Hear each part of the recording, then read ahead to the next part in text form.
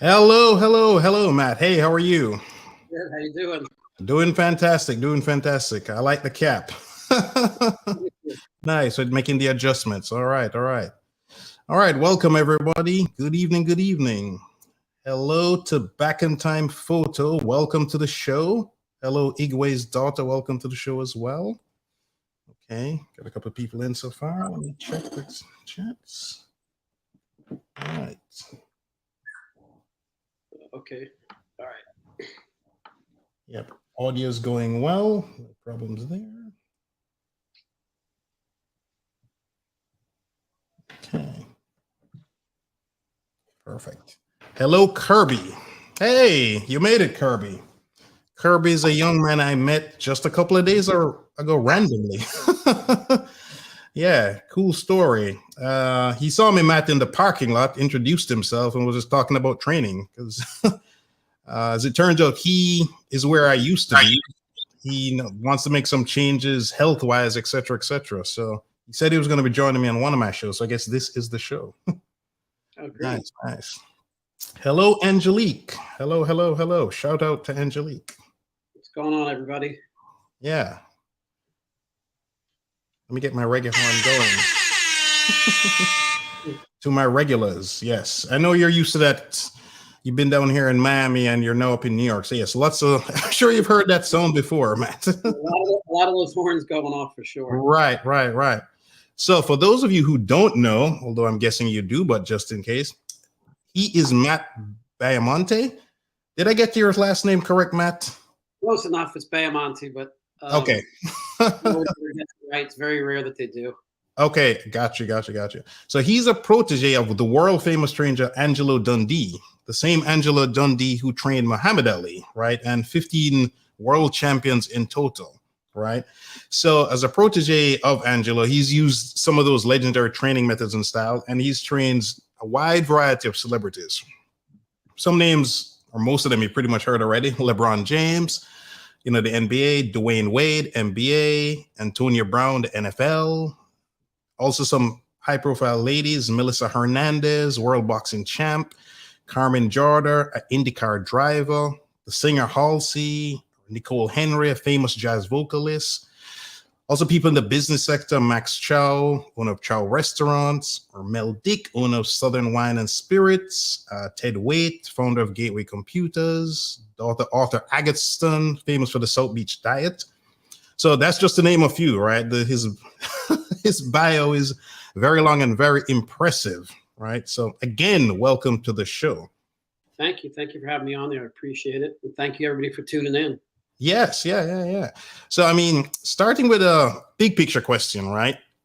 How do you train a regular person, like somebody like myself or one of the viewers, right? Whether they're a weekend warrior like me or they're trying to get in shape versus an elite pro athlete with, crazy, freaky genetics, or an actor or actress versus a very busy business professional, male versus female, that sort of thing. How do you view that?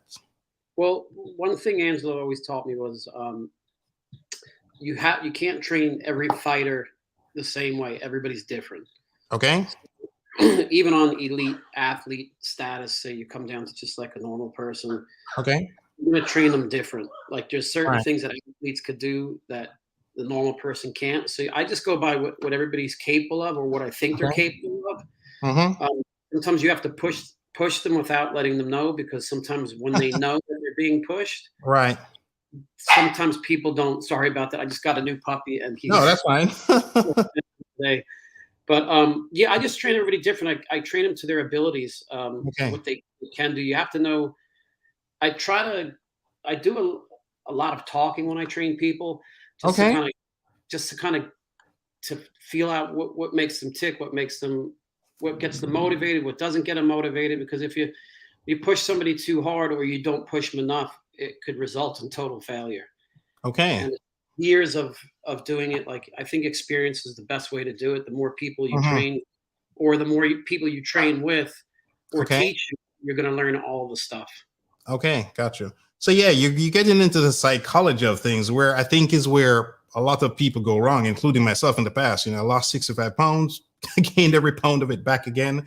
And, you see people falling off the wagon, getting back on, struggling, yo-yoing up and down. So back to the psychology, you tried to say some people you got to push more, others you can push. Is there any, let's say, practical tips or better yet, stories you can give along that so that can resonate with people, so to speak? Yeah, I'll give you a great story that Angelo taught me about Okay. with him and Muhammad working the jab, and he was trying to get Muhammad to throw the jab a certain way. Okay. And Muhammad didn't like to be told what to do. Okay. So Angelo kept trying to figure out, how am I going to get this guy to throw the jab? Because if he does it right, with the way he's flicking the jab now, it's going to be awesome. So he comes into the gym one day and he's like, man, he goes, Muhammad, he goes, who taught you how to roll your thumb and flick your wrist and snap that hand when you throw that jab? He goes, have you been working on that? Not telling me about it? Yeah. And then he says, he looks at Angelo and he goes, yeah, it's something I've been doing, but meanwhile, it's something that Angelo has been telling him to do for the past 6 months. So that's how you have to kind of sort of trick people to doing what you're doing, like, so you just got to be inventive. I think you get to know somebody, like if you see somebody with that type of an ego or that charismatic, you just got to figure a way to make them think that they invented the whole thing and they taught them something. But it's just all a trick. Okay. Yeah, that's a good one. That's a good one. Yeah, if they think they come up with the idea, then for sure they're going to do that. Yeah, that's a very good trick. So going along those lines, have you seen any differences, again, big picture, between, say, training a male athlete versus a female athlete? Yeah, this is, a lot of the males aren't going to like this when I say this, but the female athletes learn a lot quicker than the male athletes, because the female athletes don't have the male ego. They want to learn. They don't care. The men, they don't want to be told what to do. Yes. Like, you got to kind of break it to the men softly, because like I said, the egos. But if I tell a woman a female fighter to go jump rope for 10 minutes, she's gonna be like, okay, what else do you want me to do? And the guy's gonna be like, why do I have to do it for 10 minutes? Why can't I do it for 5? Yes. Why do you do this? Why? And it's not questioning because they want to know. It's questioning because they don't like to be told what to do. Yeah. The female fighters that I've worked with, they seem to pick up a lot quicker than the male. Got you. That's funny, because some years ago when I was doing triathlons, there was this world championship triathlon coach, and he only had female champs. And I heard I think he's an Australian guy or South African, one of them. And I heard this interview with him, and he said almost exactly what you said. He said if he asked his elite female athletes to go run 10 miles, they go run 10 miles, because they know he knows what he's doing, and they see the results. They win championship. He's elite male athlete. Why should I run 10? Why not 8? Why not 12? They were. Is literally what you just said. I remember him saying in the interview the very same thing, and he never had any world championship male triathletes. They were all ladies. Ironically, it's the same kind of thing you're talking about. That's funny. Yeah, the men in the chat may not like it, but I'm sure the ladies are loving hearing that for sure. I'm pretty sure of that. Okay. Sure.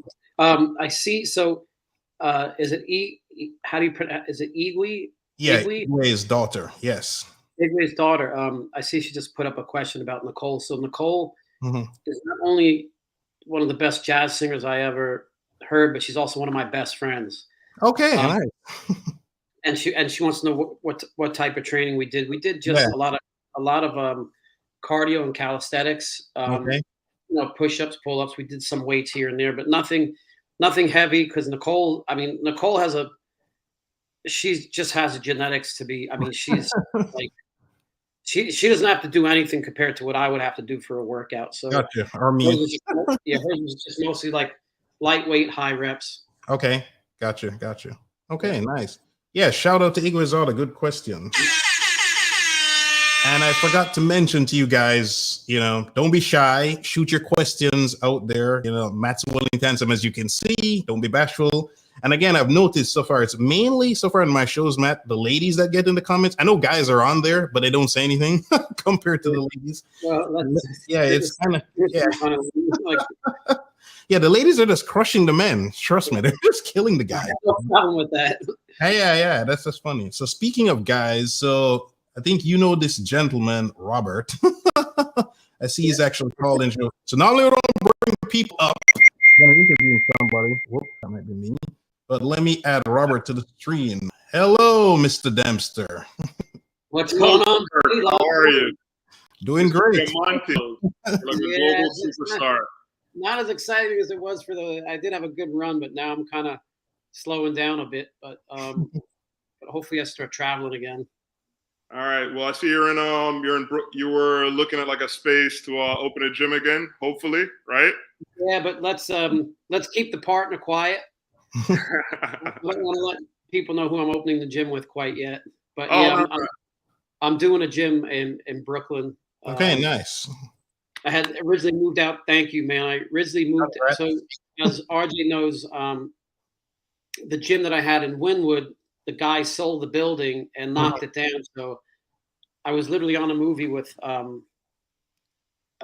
Damon for the Jason Bourne when I found out. So when I got done with, I had that movie. Then I had a movie called Downsizing with him that was filmed in Toronto. And then we had reshoots in China. And then when I got done from China for the Great Wall reshoots, that was when I kind of knew in the beginning of the summer, he told me, but I was just like, I didn't want to come to realization that my gym was going to close. So I was just like, maybe the deal's going to fall through. And I kept moving through. And then that was about the time when we had the whole Zika thing, because my gym was really ground zero for Zika. Oh, no. Okay. And I just got hit with all this bad news. And then I was like, I'll go out to LA for a year. Then I'll go open one in New York or head back to Miami. Right. And here I am 5 years later, finally in Brooklyn. Okay. Well, you don't know this, Kirk, but Matt was one of the original like Wynwood establishments. Like when Matt was there were like 3 other things happening in Wynwood, and it literally just grew up around you, right? Yeah. Crazy. It grew up around me. The crazy thing was so 10 years prior to that, before there was anything in Wynwood, I used to train pro fighters at a gym called the Phantom Gym that was on I think it was on like 22nd or 23rd towards the old RC Kohler factory. Now I think it's like some sort of Mana Studios or something now. Okay. And I was like, oh man, I'd never open up a gym over here. And then like, 10 years later, I call up my buddy Artie that owned the gym. I'm like, you'd never guess where I just opened up a gym. Because my friend had told me like, oh, you got to go over there. I'm like, I'm not going over. There's nothing going on. And then when I walked to Wynwood, I was like, I couldn't believe what was going on. But now I heard that I don't know when the last time you've been over in Wynwood, but I heard that they finally started building that building, but it's still not complete yet. 5-6 years later. Yeah, there's nothing in your spot as yet. Which was crazy. I want to say though, before we go any further, when I looked at, when I saw Kirk's advertisement for you being on the show today, there was a long list of the people that you trained and your great accomplishments and all that. And I was a little offended that I wasn't on that list. Because I was in the best. I've never been in better shape in my entire life than when and this is 100% true. I've never been in better shape than when I was training at your gym. And really want to thank you for that. On a serious note, I want to thank you for that. For real. Because the stuff that you taught me then, I still do right now, working out, on my own in the gym by myself. So thank you for that. Oh man, I appreciate it, and you're very welcome. But like I tell all my clients and all my athletes, like I can only do guided assistance. So if you don't put the work in, I can't. There's nothing I could do. It's you guys are 99%. I'm only the 1% that gives you the little guided assistance that you need to get you pushed. But thank you for showing up all the time, because if you don't show up, you can't. I don't have a job. Right. I appreciate that. You're really underselling yourself, because I've seen other boxing trainers and they don't teach the technique that you do. They don't really teach you your footwork. They don't focus on slipping punches or weaving. They just want you to, throw punches. You really taught boxing fundamentals, which now is like a dying art. Yeah, well now it is. It's kind of like everybody just wants to make a buck now. So now all of a sudden, like the whole thing, I think with Rumble Fitness or Rumble Boxing, they're opening up gyms all over the place. But what they do is they go onto social media and they find these fitness trainers and teach them what they call the six punches in boxing: left, right, the both hooks, and the uppercuts, and then they stick them in the class. And do all sorts of nonsense. But yeah, it is what it is. It's like I for business wise, I kind of think it's a great business model, but as a boxing purist, it gets me livid. Yeah, like yeah. Like, learning on Angelo and also Louis Lagerman, who also worked under Angelo. Louis was actually my mentor first. Okay. Angelo was there to kind of oversee, but more Louis.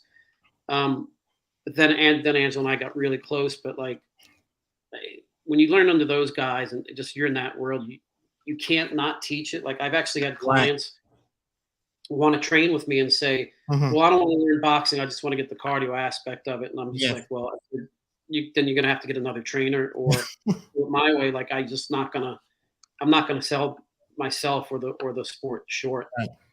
I really respect that. One quick question for Tamika. I trained Halsey before she had her baby. I trained her and Lauren. I never can pronounce her name. I was Lauren, I trained them. I did the music video called Strangers with her. And so I helped with the fight choreography like a boxing consultant, and then also trained her and Lauren boxing before we shot the video. It's Jauregui. I'm not sure how to pronounce it. I think that's it. Yeah. I didn't want to. It doesn't look like what it seems. Right. No. But very, very professional. Okay.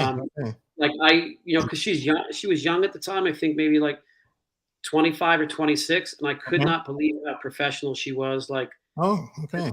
That video was actually the first video that she did not direct, but you could see like how creative she was. Like, the director kind of wanted to go to the one way, and then she'd call me in the back, and she's like, "Is this how they throw punches?" And I'm just like, "No." And then she'd like pull me by the hand, and he said, "This is how it's gonna." Now I'm just like, "Oh my god!" Like it was just, but.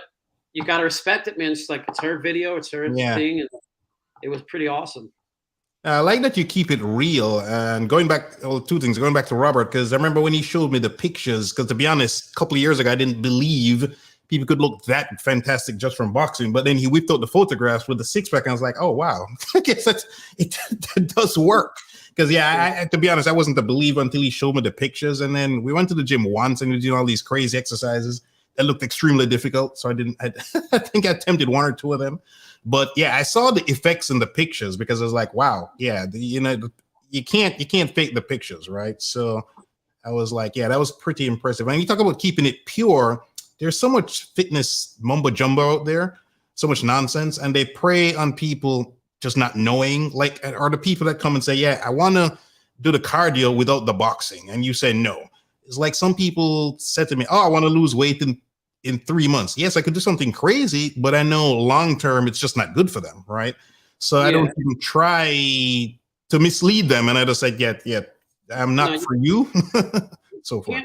You can't reinvent the wheel, but you can make some adjustments to it. Like, you go from steel to alloy to carbon fiber, but that's about it. Like you can't, like I go on Instagram and I see all these trainers doing these crazy exercises and like tying chains to both of their legs and getting their arms pulled on a stretch machine. And I'm just like, what does that do for you? Like, it's just, I don't know. It's social media is good in a way for like things that you're doing now to get the word out and stuff like that and promote your business or teach the proper way to do an exercise. But there's a lot of bullshit going on. Yes, unfortunately. Kind of like the news. Like, they prey on this thing. You can fool most of the people some of the time and all of the people some of the time. So it's unfortunate with that. You wanted to say something, Robert? Yeah, I jumped on kind of late. So if and this is like the most basic fitness question ever. I ask everybody who's like a trainer this same thing, and I'm hoping you'll be the one to give me like a different answer, Matt. I already know Kirk's answer, but how much of it is like, what would you say the ratio of like diet versus exercises to getting, cosmetic results? You know what I mean? I'm hoping you're going to be the guy that tells me if I just work out more, I don't need to mess with my diet. So I'm going to be totally honest with you. At our age, the three of us, it's probably about 99% diet. Yes. Like, I remember when I was young, I used to eat everything on the plate. Yeah. I was shredded, didn't make a difference. Now it's like, man, I have like one egg with a little sprinkle of salt on it, and there goes 5 pounds of weight. So it's so depressing. You're killing me. Yeah. So, I mean, I'm just being honest. I'd say it's like probably like 80%. I mean, I wouldn't say 80%, but okay, here's what I would say on that. I think this might be one of the best answers you've ever heard. Okay. It's 100% mental. Oh, because elaborate. Your appetite. Yep. What are you going to do? And you can't control. You don't work out. That's it. Like, you have to have like, okay, so I'll tell you a very funny story, and not a funny story, but this is a story. I was with Angelo and a fighter, and I'm not going to name the fighter. Mm-hmm. And we're having dinner, and now the fighter has a weigh-in the next day. Okay. So he's on a strict diet. He can't eat because otherwise he'll blow up. He'll be overweight. Mm-hmm. So the food comes to the table, and so the fighter has, say, like a little thing of salad, maybe a little rice, and a piece of meat. Waiter brings me my food, salad, little piece of rice, little piece of meat. Angelo's plate comes, pasta, meatballs, sausage, spaghetti, everything. Yeah. And he looks at me and goes, son, he goes, why aren't you having some spaghetti with me? And I'm just like, well, he's got to make weight. And he looks at me and goes, you ain't fucking fighting. he goes, we're the trainers. We what they want. Like, he's got to have a self-discipline. He goes, if he needs you to help him with his diet, he will not fight. Oh, wow. Yeah. So basically he's saying, like, it's up to you to make your decision whether you want, like, you know what's good to eat, it's not. Like me, I have a very, now I feel like I'm back in Miami. I might pull out some. But I have a very serious issue with sugar. Yeah. Like, I cannot control myself with sugar. Like, I did it once for, I think it was like January to April. Mm-hmm. No sugar, no booze. Wow. Barely any salt, and it was the best shape I've got into my life. But like, it was draining me. Like, I couldn't. And then as soon as I broke it, like now, like I go on these things like, well, I'm not going to have any sugar. Mm-hmm. And then within 2 days, I don't even realize I'm having sugar. Like, you just got to have the self-discipline. Yeah. Like today, like I went to the restaurant and I'm like, I'm not going to have anything big. Mm-hmm. And I look at the menu and I see fried chicken. Now, I know I shouldn't have had that fried chicken, but I had the fried chicken. Yeah. Okay. So, man, how is that Igwe again? Yes. I'm going to big shout out to the super chats. I always like to give, I'm very appreciative of people who give me their hard earned money. So Igwe's daughter, I really appreciate that super chat. You get the horn. Yeah. So, like I said, everybody's different. Like, so Ted Waite is older, in his 50s, very slender. Thomas Buckley, chef at Nobu. His body physique is very deceiving because he's very heavy set. Okay. And the things that he does is just insane for a guy his size. Oh, okay. Like, I think, RJ, you probably saw him in the gym on the bicycle or on the spin bikes at times. Maybe. All guy from but very like just, but then it says go from work. It just, I just love what I do, is because she's asking, like, how do I go from physical specimens like Antonio Brown, D Wade, and King James? It has to be crazy. It's such a contrast. It is, but like, I like, so you have somebody like King James and Antonio Brown and D Wade who do not know anything about boxing. Right. And to see them get so upset with themselves because in the sport that they are, they're the best in what they do. Mm-hmm. Like, you can't deny it. Like, at each of their positions, like, all three of those guys are probably in the top 10 ever in the history of their sport.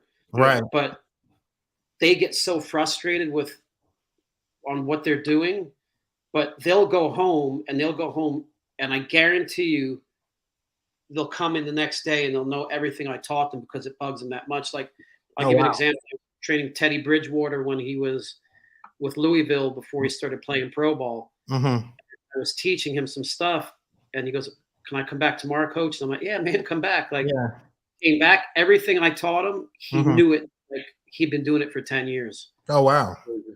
But then you have somebody like Ted Waite and Thomas Buckley that, Ted, owned one of the biggest computer corporations, Gateway Computers. Then you got Thomas Buckley, who's, cooking some of the best, Japanese food on the planet. And it's great to watch those guys. All of them want to learn the sport of boxing.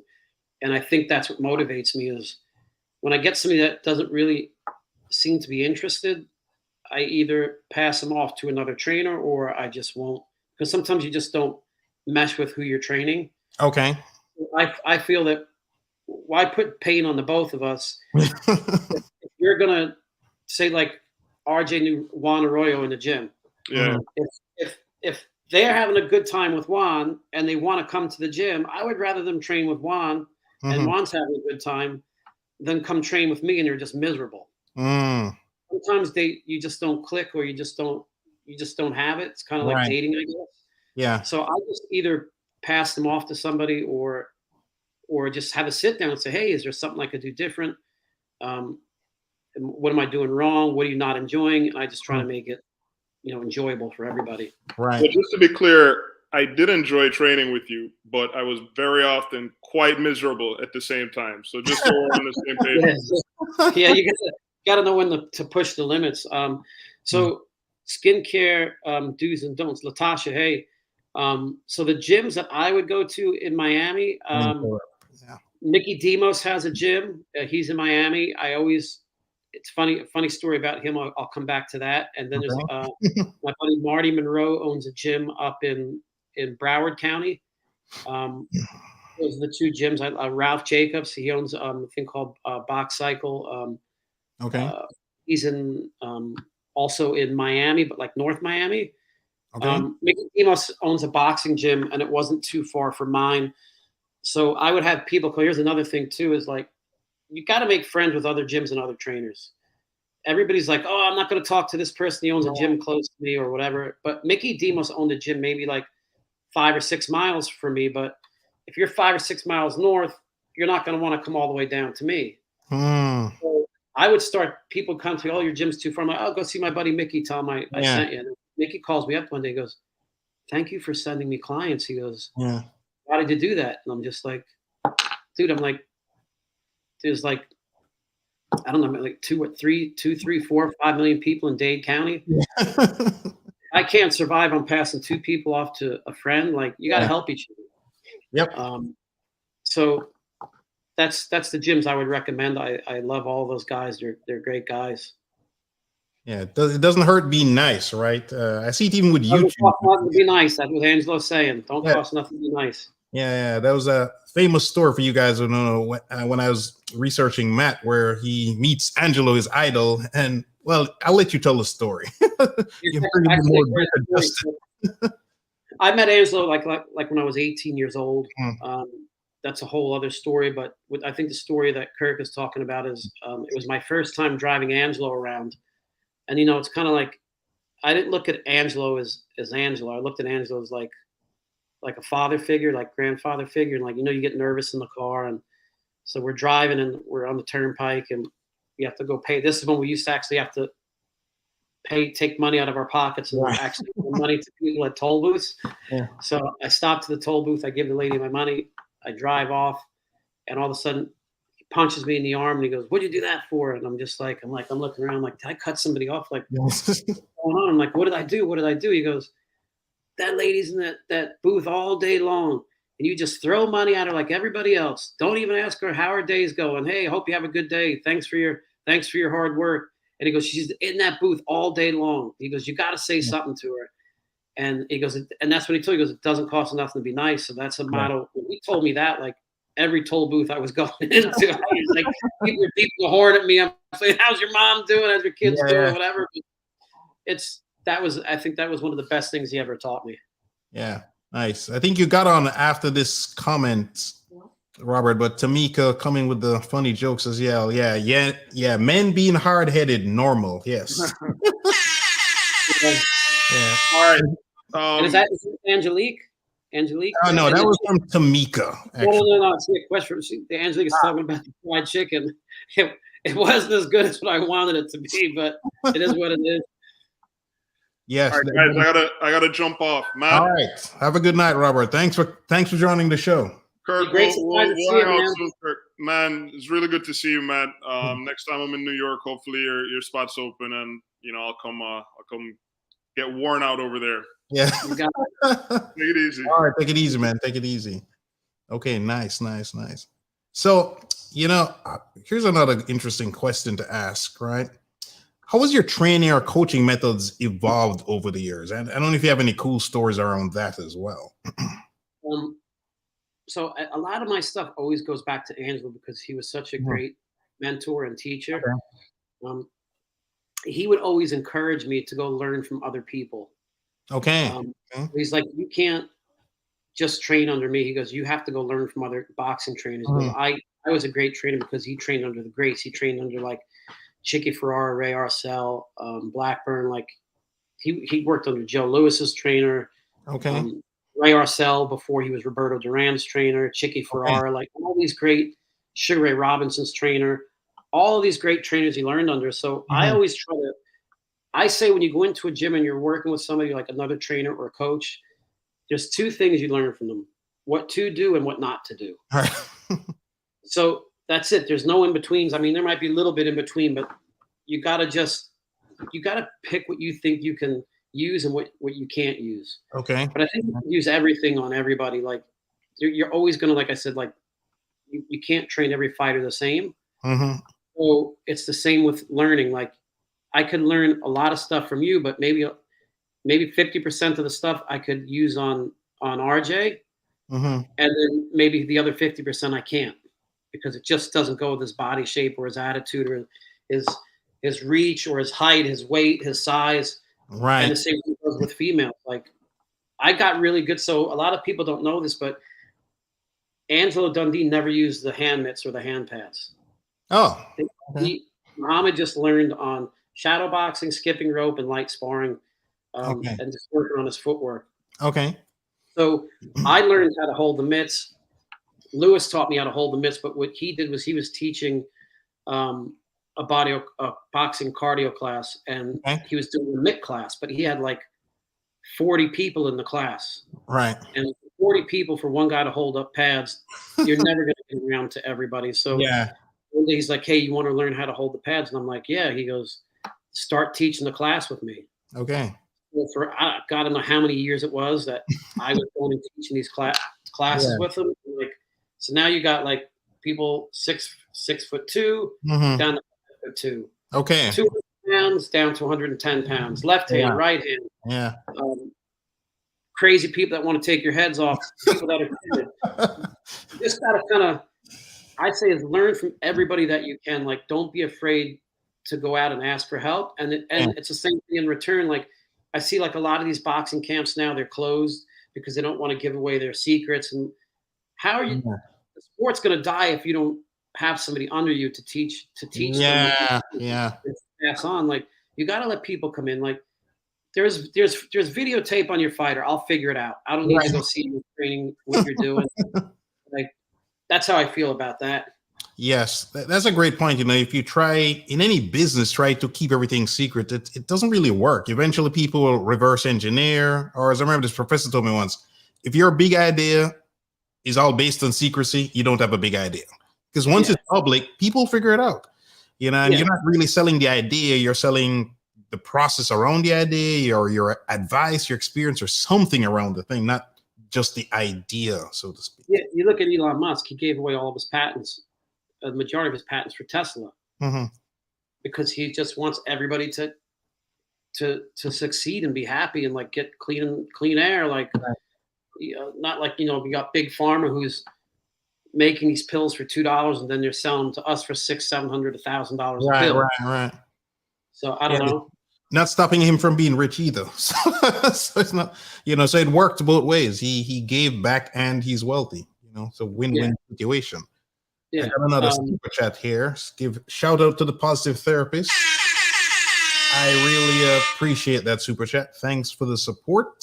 We appreciate it. Let's go back to Igwe's daughter. She's going to be my favorite person. She's got a lot of great questions. So she saw me deadlifting and curious to what helps the transition of boxing training. No footwork involved or hand-eye coordination. Right. So I learned. So I had like a lot of great people teach me stuff, and the guy that taught me the majority of my strength and conditioning was a guy named Jeremy Fedoruk, who owns a company called AEG Athletic Enhancement Group. And he worked with Tampa Bay and the Chicago Bears as a strength coach. But then he started working with Angelo, Lewis, and myself in doing his strength and conditioning for fighters. But the only problem with Jeremy was he lived all the way up in West Palm Beach, and we were all in Miami Beach, and that is literally like probably a 2 or 3 hour ride each way. Drive. Yeah. We were trying to get in there like twice a week, but it just got to be too much. He was trying to get his own gym going up in Palm Beach. So he started teaching me. He's like Olympic based lifts. And then he knew I wasn't really like, I did 2 years of college, but like, it just wasn't for me. Yeah. So he goes, I think you should get your exercise science degree. He goes, but I know you don't want to go to school. So he sent me to a strength and conditioning school up in Boca called the International Institute for Fitness. Okay. I would go up there and learn from those guys. And then I would have a big break sometimes in between classes. So then I would go over to where Jeremy was working, and I would shadow under Jeremy some more. Okay. So that's how, like, I kind of incorporated that into the gym stuff with the boxing classes. I would throw a lot of the stuff that Jeremy taught me into it, so people wouldn't get, there's only so much you could do with just boxing workouts. So you need to spruce it up a little bit. So you throw in some bands. Jeremy was a big guy on bands and deadlifts. Like, I don't care what anybody says. If you don't have a set of legs on you, you get hit in boxing, you're going down. Right. You see a lot of those long, lanky fighters, like Tommy Hearns, or like, eventually they get caught and their legs go from under them. So the footwork involved in the hand-eye coordination, you still got to have coordination when you're doing a deadlift. So I think everything you do has to go to perfection or for a reason for what you're doing. So like the deadlifts, I do believe help with your footwork, but just not in the way that Igwe's daughter's thinking. Like, it's going to make your legs stronger. So then, say when you're bouncing from side to side, you're going to be able to push off and move a lot quicker than what you would do if you weren't doing deadlifts. Yeah. No, that's a great point too, because whether you're trying to get strong or just transform your physique, lose weight, when you do those big compound movements like deadlift, if you can bend down and then stand up with something, your arm, your back, your glutes, your hamstring, your legs, your whole body is lifting the weight up, right? And if you can bend down and pick something up that's heavy, you will get stronger. You'll burn a ton of calories. The science shows you have the knock-on effect, like, beyond 24 hours versus said just pure cardio. You think about it too. You're doing a deadlift, you're going up and down. Think about when you're bobbing and weaving, you're going up and down. Yeah. You're not doing if you're. That's where I just think deadlifts are just such a great. Yes. I love doing deadlifts. Like, that's one of my favorite things to do. I love doing heavy weights too. Not too heavy anymore, but I used to deadlift. I did the most I did. I was on a trap bar. I did 500 pounds. Oh, wow. That's impressive. And I was only 150 pounds at the time. Damn. That's almost 4 times your body weight. Wow. Yeah. That deserves the regular horn. Yeah, when you're lifting triple, bordering on 4 times your body weight in anything, that is incredibly impressive. I was really strong when I was a kid. Yeah. I was in the weightlifting team at school. I did track. I played football. I've always been some sort of athlete. But the deadlifts are just, I don't know, man, like, just on fire, man. Positive therapist. Let's see where we're at. Yeah, relationships are definitely everything. You build relationships with your coach, your trainer. Like, I was even telling Kirk the other day, like, another thing Angelo taught me was be nice to the media. Yeah. Like, be friendly with them because those are your best friends. Like, so like, I love doing interviews. I don't care if it's Max Kellerman or this person or that person. Like, I just enjoy it. No, that's a good thing. I think you said something along the lines of, if you're nice to one person, they tell two people. If you're an a-hole to one person, they tell everybody. It's the truth, man. It's like, like nobody ever talks about this girl is really nice. This is the best girlfriend I've ever had. Yeah. You always talk about that one that screwed you over somehow. That is so true. That's so true. So Positive Therapist says, so Floyd Mayweather's legs are concrete then. No, so I think Floyd Mayweather's legs are good for running. Yeah. I'm sorry, man. I think Floyd's a good fighter. Do I think he's in the top 10 greatest fighters of all time? Nope, not by far. Yeah. To me, he is the greatest boxing promoter in the history of the sport. Yes. The money that he's generated for himself and for his opponents is insane. So I will give him props on that. But if you know the history of fighter, I mean, Julio Cesar Chavez had, like, I think it was, I believe 95 fights before he lost his first one. Sugar Ray Robinson was like 85. So, like, know the history of the sport. That's the problem with the society today, is nobody knows the history of anymore. So I don't know. I like I said, I do think that Mayweather's a good fighter. Would I put him in the top 10? Nah. Yeah. Yeah, I know, sometimes with the great hype and social media, the hype can become the reality, so to speak, right? Yeah. Yeah. Because people don't know the sport. Like, I'll give you, for instance, Jake Paul was on social media the other day. I think it was for International Women's Day, saying that women's, like, because he is doing great stuff. Like, as much as people hate the guy, he's bringing awareness to the fighters getting screwed by their managers and promoters and trying to get them the right pay. Okay. But there's another one who doesn't know the history of boxing. Like, he goes on there and says, "Oh, the first professional women's boxing match was like in 1999 and world champion." And I'm like, no, it wasn't. It was Barbara Buttrick in 1957. Like, know your sport, know what you're talking about. But people just, they don't know. You got to know the history. Like, I consider myself somewhat of a boxing historian, probably not the greatest, but I'm up there. Just know the sport. Sugar Ray Robinson, 200 fights. Yeah. Mayweather, 51 fights. Like, not even close. Yeah. I mean, boxing is still very big in Jamaica. When I was growing up, it was huge. I mean, like, huge. You'd have entire family events for the big fights. Like, as a kid, not just your parents. I mean, aunts, uncles, people meeting up to watch the big fight. So I don't know the history like yourself, but I know of some of these really great fighters. But I think in the modern world with the social media, if you keep saying a thing, I'm the greatest ever, or blah, blah, blah, blah, blah, blah, blah, and you don't know the history, people can start to believe it. It can become reality. Positive Therapy. I'm friends with Jeff. Jeff's a great guy. It's not Floyd. I'm just saying, know the sport, and you'll see who the greatest fighters are. Like, you have Sugar Ray Robinson, in my book, is the greatest fighter that's ever stepped into the ring. Okay. And you got Henry Armstrong, held three different divisions for 2 years, belts. Who's done that? Time? Yeah, at the same time. Wow. Jumping down from division to division. And you got Willie Pep. Wow. Harry Greb. You got Roberto Duran. I mean, it's just a different time. Like, Ray Robinson fought 26 times in a year.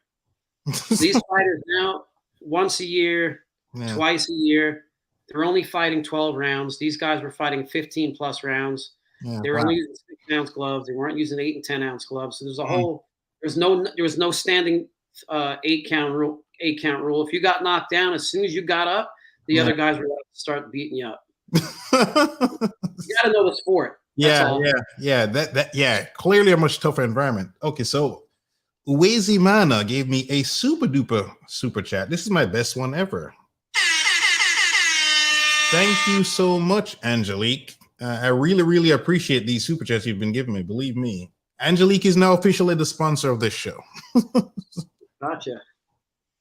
Okay, so what was her question now? You mentioned about Elon and money. So how have you been asked? the thing is, how have you ever been asked by a company before being your own boss that is all about making money and that's standing by the visor the whole point of boxing? What is the theory value behind boxing? Okay.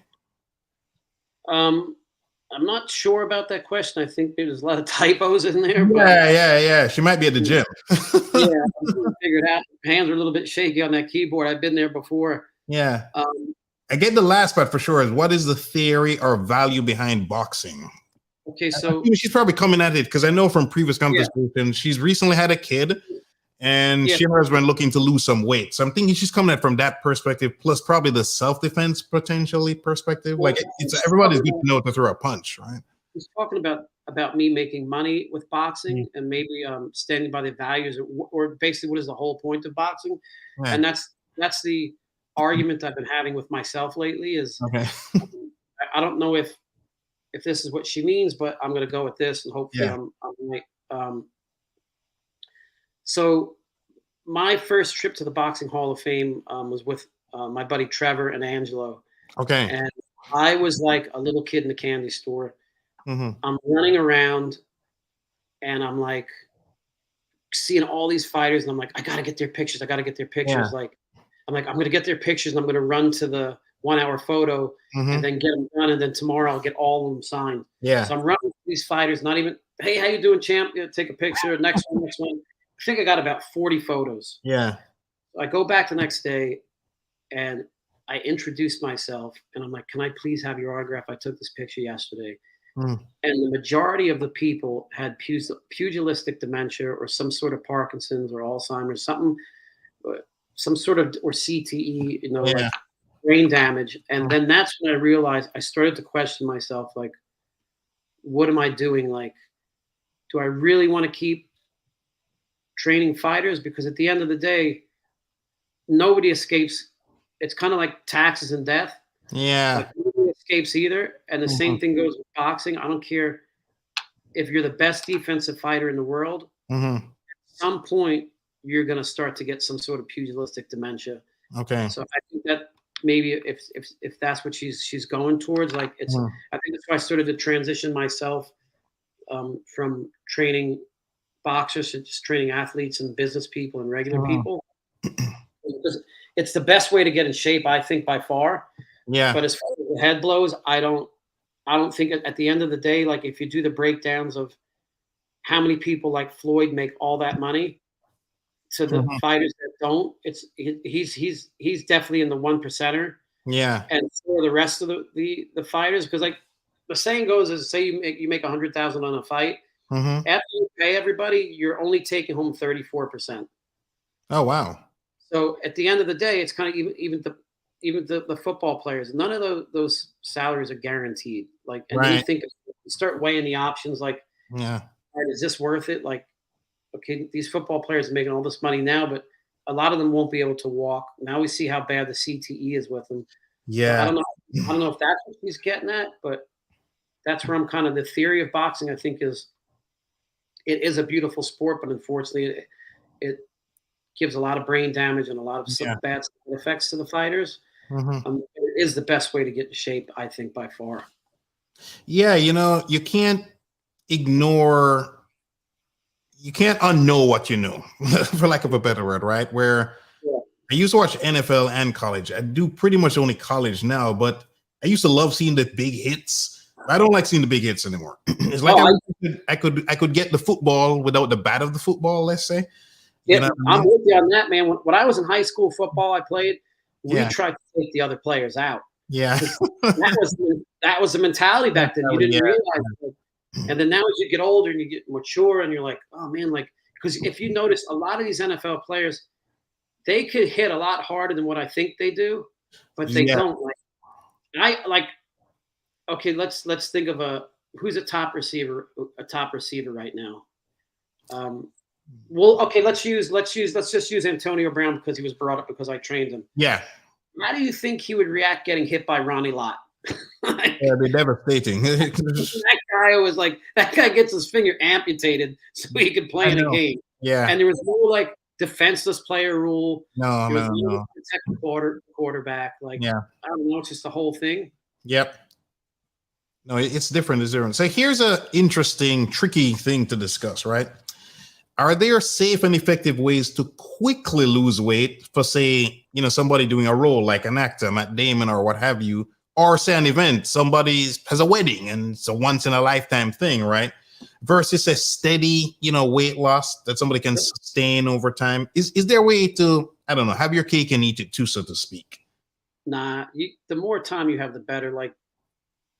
I'll give you, for instance, the first time I trained Matt was for a movie called Invictus. And he had just came off a movie called The Informant where he got really heavy. I think he was 200 pounds plus. Okay. If you see the pictures of him in that movie, like there's a bathing suit picture where he's really, really, really heavy. The movie was called The Informant. Okay. He had 6 months or less. I would say less than 6 months to get him to look like a rugby player. Okay.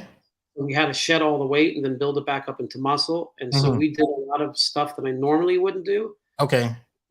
Matt and I had never really worked out with legs before. And if you're a rugby player, you got to do some heavy lifting. Like I remember there were times where he could barely make it up the steps to the gym. Oh, wow. Like we were doing ice baths, but there's no, you need, the more time you have, the better. And the more self-discipline you are, the easier it's going to be. You don't want to get all these fighters. Like I think the worst thing that they do now is they have the weigh-ins the day before the fight. So now what the fighters do is they drain themselves all week. Okay. And then as soon as the weigh-ins over, they're doing IVs and eating all this food, and then they're blowing back up. Like I think James Toney blew. I think when he fought Roy Jones, he the weigh-in I think was the 160-pound fight, and then the next day he blew up 28 pounds overnight. So it's just not safe. You just got to do it the right way. Like the NFL too, they're just as bad. Like I never knew this until I started working with the players, but they have a guy that just like, say you come in, how much do you weigh? 195. So you're 195. They'll come in and tell you, you got to be 187. And now this is just a number they pick in their head. Right. Season. And if you don't get to the 187, they're fining you $1,000 a pound.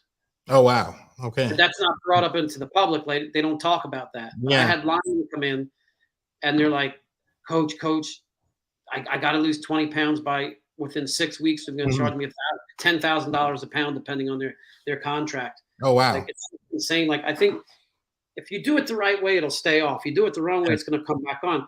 I've never seen a retired fighter that walks around in his fighting weight. They're all like 30, 40, 50 pounds plus. Like I had one fighter, he fought at 147, but he'd walk around at 183. Oh, wow. Okay. Yeah. I don't want her name to get passed by before because we're starting to get a lot of comments. Tamika, I had a lot of fun with Kate Upton.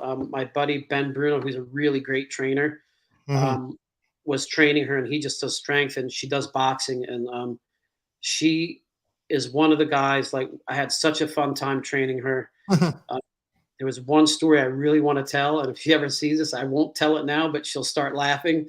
Okay. But she's really beautiful, such like a really funny person, like really, just great all around person. Okay. Nice. So Angelique clarified, I was close. She was at the gym. She was in the sauna, I guess, sweaty fingers.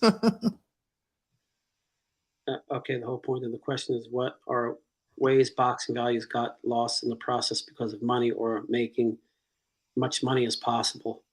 I think that goes on. That's just about with everyday life. Like, yeah.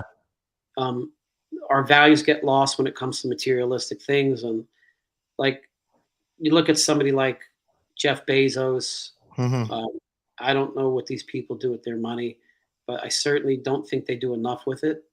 Because I just moved here from Los Angeles, and the homeless situation there is insane. Okay. And you have these guys taking these trips. There's big space rush to get up into space and spending all this money. And I'm like, dude, we got homeless people. We have mental health issues. We have drug addicts. Like, that's where the money should be going to. Like, a lot that I think that these people need to start. And if they I think, let me just get her name again. Positive Therapist says that Floyd puts his money where his mouth is and doesn't mention it. I think Floyd should mention it. because then a lot of people look up to Floyd. Maybe they'll start giving back. Yeah. When he goes on videos and starts putting out money. I have all this money. I have all these cars. Yeah. Not really putting a positive light out to the younger community. Mm. These celebrities, and I blame that on the press. I don't blame it on Floyd. I don't because here's the way it goes: is Floyd's damned if he do, damned if he doesn't. He doesn't. Yeah. Yeah. So if he does say that he helps people, then what's going to happen? Oh, he's bragging that he helps people. Yes. So, I mean, I don't know. I just think that if you are helping somebody, I think that you should make it public, especially if you're in the spotlight, because then it motivates you to donate money and to give back. Right. Matt Damon, for instance, he has a company called water.org. Okay. Nobody ever really talks about it. Never heard of it. Okay. Yeah, which I don't get, but he's gotten, I think he's up to, I don't want to say the wrong, let's say between 20 and 25 million people. He's gotten clean water and sanitation. Oh, wow. With a 100% stay rate. He gets to third world countries. Okay. But like, I think that he should publicize that more, but Matt's the type of guy who likes a private life. He doesn't like to be in the public, which I think I get where he's coming from, but when he does stuff like this, I think it needs to be publicized more because it makes me want to do more. Yeah. I try to get back as much as I can, like during COVID, like we got stuck in Ireland over, I think it was for about 6 months. And okay. Girl hits me up on Instagram and she starts doing stuff over in Scotland for old people that can't leave their homes and have nobody to bring them food. So I started donating money to that. And then I would put it up because I'm hoping that people will start giving back. So I don't know. Oh, good point. By the way, Angelique, you don't have to give another super chat to clarify your first super chat. just send me a message and I'll happily pull it up. So, so you don't got to send a second super chat for the first one. So it's the positive therapist. I'm not sure what your name is, but yeah, I think every celebrity is damned if they do, damned if they don't. Yeah. It's kind of like, I don't know if this is going to piss a lot of people off, but it's kind of like America right now. Yeah. Is if we don't help people, we get criticized, and if we do help people, we get criticized. I'm just like at this point, I'm just like I try to. I don't know. I just try to do my own thing and not worry about what everybody says. Right. Oh, you're blessed to be a blessing. You know, that's one way I kind of look at it, right? You have to be a blessing. Yeah, you have to give back. Yeah, Igwe, if you look at his charity, water.org, Google it, man. He's been doing this for years. Like he can't even believe that he's up to 25 million. Yeah. In getting people clean water and sanitation, but for some reason they don't talk about it. And I don't know why they don't, but I don't know.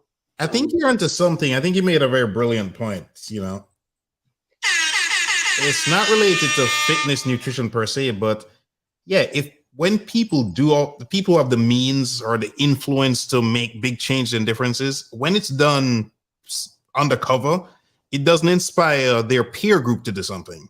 Because if I'm worth $1 billion and I give away 50 million, and you're a billionaire, and you go, yeah, look what Kirk just did. Let me give away 10. Now that 60 million has been given away. And maybe we influence Michelle, who has $500 million, and she gives away 5 million.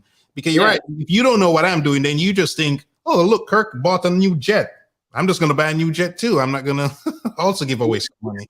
Like here's another, for instance, since we're talking about this subject, I was talking to my cousin the other day, and every now and then I'm lucky enough through Matt, I get to hang out with Bono from U2. Okay, nice. He's another great guy. Like he helped start, Product Red, which gives back to HIV and for the COVID relief and all of that stuff. And and I mentioned, we were talking about him. Oh, because I was going to go see his son has a band called Inhaler, and I was supposed to see him on Friday. Okay. So that's the subject got brought up. But she's like, yeah, she goes, that U2, they sent an album to my iTunes that I didn't want. They gave everybody a free album, and it messed up my whole iTunes catalog. And I'm like, here they are. And we talked about it, Bono and I, and everybody talked about it. He's like, I just wanted to say thank you to everybody. Like they literally made this album and gave the album away free to everybody. And they got so much backlash for it. And it's just like, how simple is it just to go into your iTunes and delete the album if you don't like it? They gave you a free album. Who gives a free album out? Yeah. It's crazy. That's crazy, man. So in terms of dieting, right? Whether somebody wants to say gain weight, get thicker, but it's a guy or a girl actually. Used to only be guys, but no, ladies also want to be thick. Some women want to be thick, or just get more muscular, or just stronger, right? Or lose weight, blah blah blah.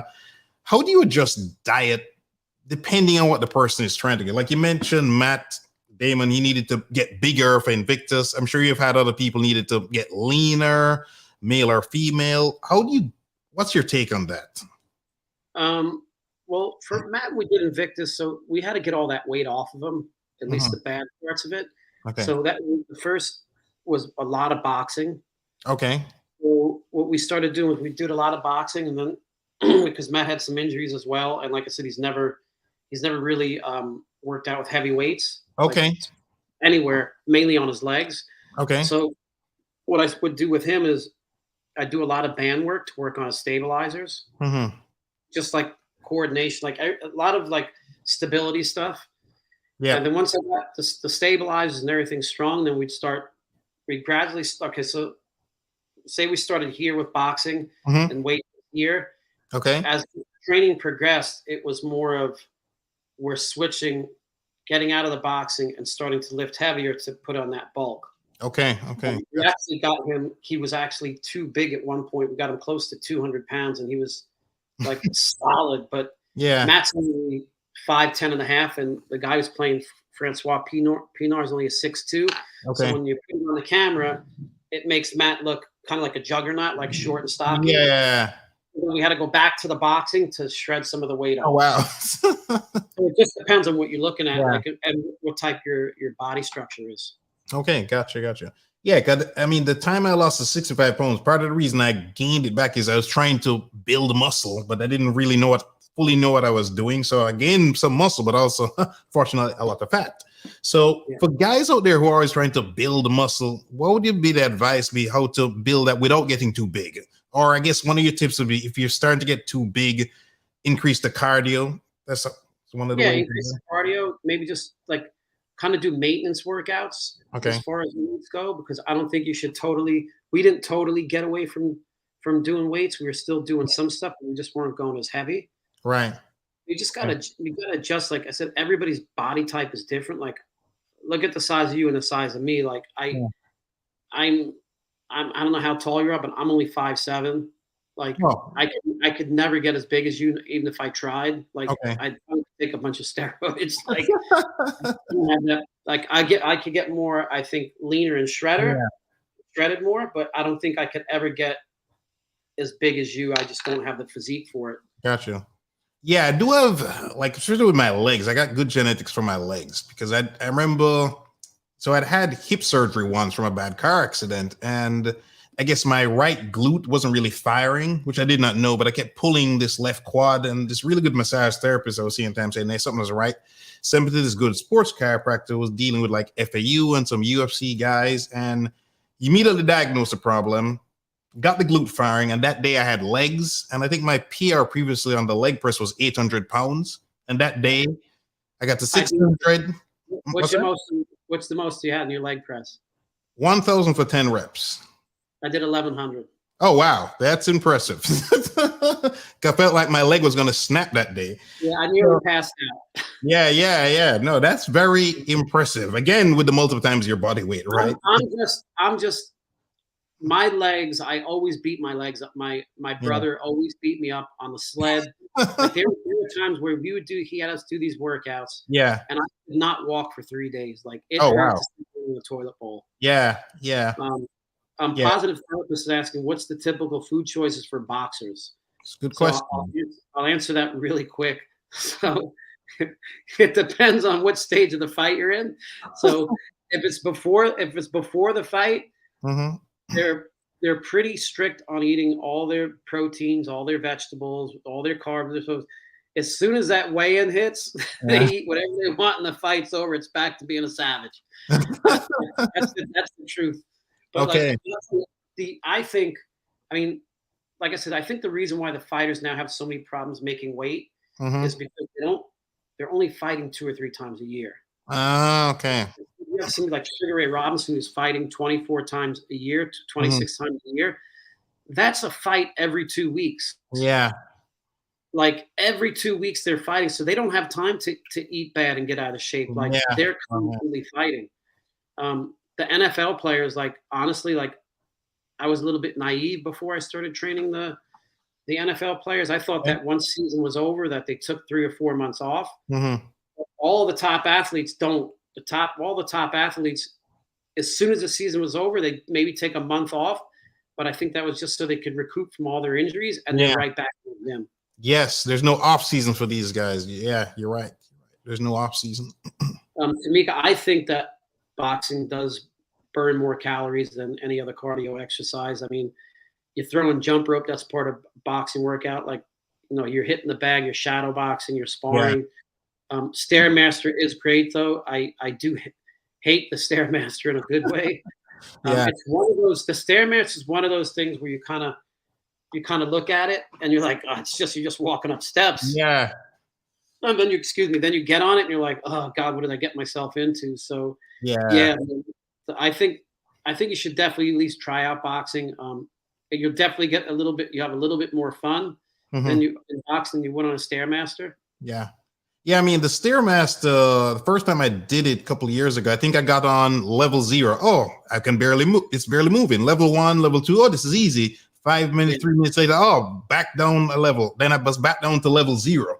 Drenched in sweat 20 minutes later. Yeah, there's some science behind it where steps are a relatively new invention in human history. So they've only been around, I don't know, a couple hundred, couple thousand years. So for some reason, walking upwards really stresses the body out in a good way from a fat burning perspective. So it's not an accident that you see people drenched in sweat on the Stairmaster. But back to your thing about boxing, simple experiment for you guys. I know every guy knows this, but maybe not you ladies. When you got in a fight as a guy, high school or whatever, you're gassed in seconds, a minute or two. So if you try to just at home, well, not right now, but after the show or tomorrow, just stand up and try to pretend to box for like a minute or two, you'll be huffing and puffing like nobody's business. You'll be exhausted, right? So it really great cardio if you can do all those boxing things. The thing with the boxing is I'm a big fan of David Goggins, and he always says, get comfortable with being uncomfortable. Yeah. And once you're comfortable with boxing, you could be in there all day and you won't even notice it. It's just because you got to learn how to breathe the proper way. Oh, okay. Once you learn how to breathe the proper way, it's a whole game changer. I'll tell you a quick story. I got to train with Leard Hamilton. I don't know if anybody knows who that is, but he's a big wave surfer. Okay. So he has these. So he lives up in Malibu. So we were staying in Malibu for the summer. Okay. And he invited us to go do these pool workouts with him. Yeah. So we come there, and he goes, "It's going to be like 4 or 5 hours." Okay. Like, what do you mean 4 or 5 hours? So we get in the pool, and he's teaching us how to hold our breath. But his whole thing is, he get underwater with these dumbbells, and he had like an Olympic-sized pool. And he had it specially made with stairs in the middle and all these things. And oh wow! You're going underwater, and you're just using your shoulders, and you're climbing down to the bottom, climbing back up. You're jumping up with 30, 40-pound weights. Oh wow! He just said it's because when you're doing those big wave surfing, you're held underwater for like 2 to 3 minutes at a clip. You come up, you're lucky if you get to take 1 or 2 gulps. And then you're getting tossed around for another 2 or 3 minutes. Oh wow! But once you get comfortable with that and you're able to hold your breath, and like he taught us this whole different, it's the Wim Hof way of breathing. Okay. Like it's just a whole game changer. Like once you learn how to breathe, I think everything comes easy. It reminds me of when I was doing martial arts, and I remember like the guy would say, "Breathe, Kirk, breathe. You're not breathing when you're punching. Breathe." And I was so focused on punching, I was tense and not breathing, and I would exhaust myself. Like it comes back. Yeah, you got to relax yourself. Yeah, it's good. Natasha's asking what other exercise would I recommend with a boxing regimen for weight loss. I am a huge fan of doing sprints, whether on a treadmill or at a track. Mm-hmm. I ran the 100 and 200, believe it or not, in high school. Okay. And I incorporated that. Like I get into a disagreement with a lot of boxing trainers on this. Okay. The old school way of thinking was you should run long distance, like 10, 15, 20 miles or whatever. Mm-hmm. But to me, boxing is not an aerobic sport. Boxing is an anaerobic sport. So I think sprints with short rests is more effective because if you think about it, when you're fighting in the ring, you're moving around, throwing a flurry of punches. Yeah. You're getting a minute rest. Mm-hmm. Like nobody's fighting the same fight at a 15-mile. You're right. Like it's constant aerobic. So I mean, if you need to do, like we talked about the whole mental aspect, if you need to run 15 miles a week straight through, you do 1 or 2 days of that, but then do the rest in sprints. And I guarantee you that you'll notice a difference. And if you look at every track athlete that does a 100-yard dash or 200 or 3 or 4 or the 400, even the half mile, none of them dudes are fat. None of those women are fat. They're shredded. All they do is deadlifts, leg press, and sprints, and they're shredded. I was just about to say that, when you think of the Olympic finals, right, the 100 meters, the men and the women, they have typically the physique most people would love to have, if you think about it, right? The women look like Greek goddesses and the men look like Greek gods, essentially. Yeah. I mean, I'm not too, like, besides Usain Bolt, like, I grew up on, like, Carl Lewis. Yeah. Like, Al Devers. Man, Edwin Moses with the hurdles. I mean, just legends. Like, now I kind of fell out of love with the sport. Okay. The whole, little thing with, the sports now with all the PEDs and I don't know. I don't know. Yeah. It's rampant. Anything where millions of dollars are involved, you'll have crazy things going on. But you're right. If you compare the sprinter though to the marathon runner, I mean, some people who run long distance, if you see them on the street, you wouldn't even know that they work out. Yeah, literally you wouldn't know. I mean, I've seen this phenomenon before. Where this guy was doing. This guy, he had the tattoo. I remember this distinctly. He had the Ironman logo tattooed on his calf. When people do the full Ironman distance triathlon, one of the things some of them do is get the tattoo of the Ironman logo. The only sport I know that people do that for. But anyway, I asked my coach, did the guy do the Ironman? Because he was chubby, borderline fat. And he was like, yeah, he's done 2 of them. And I was like, wow. I mean, if you saw this guy on the street, you would think all he do is sit on his couch all day eating pizza and drinking beer. You wouldn't even think he knew where a gym was. But this dude could swim 2 miles, get on a bicycle, pedal over 100 miles, get off the bicycle, and then run a marathon.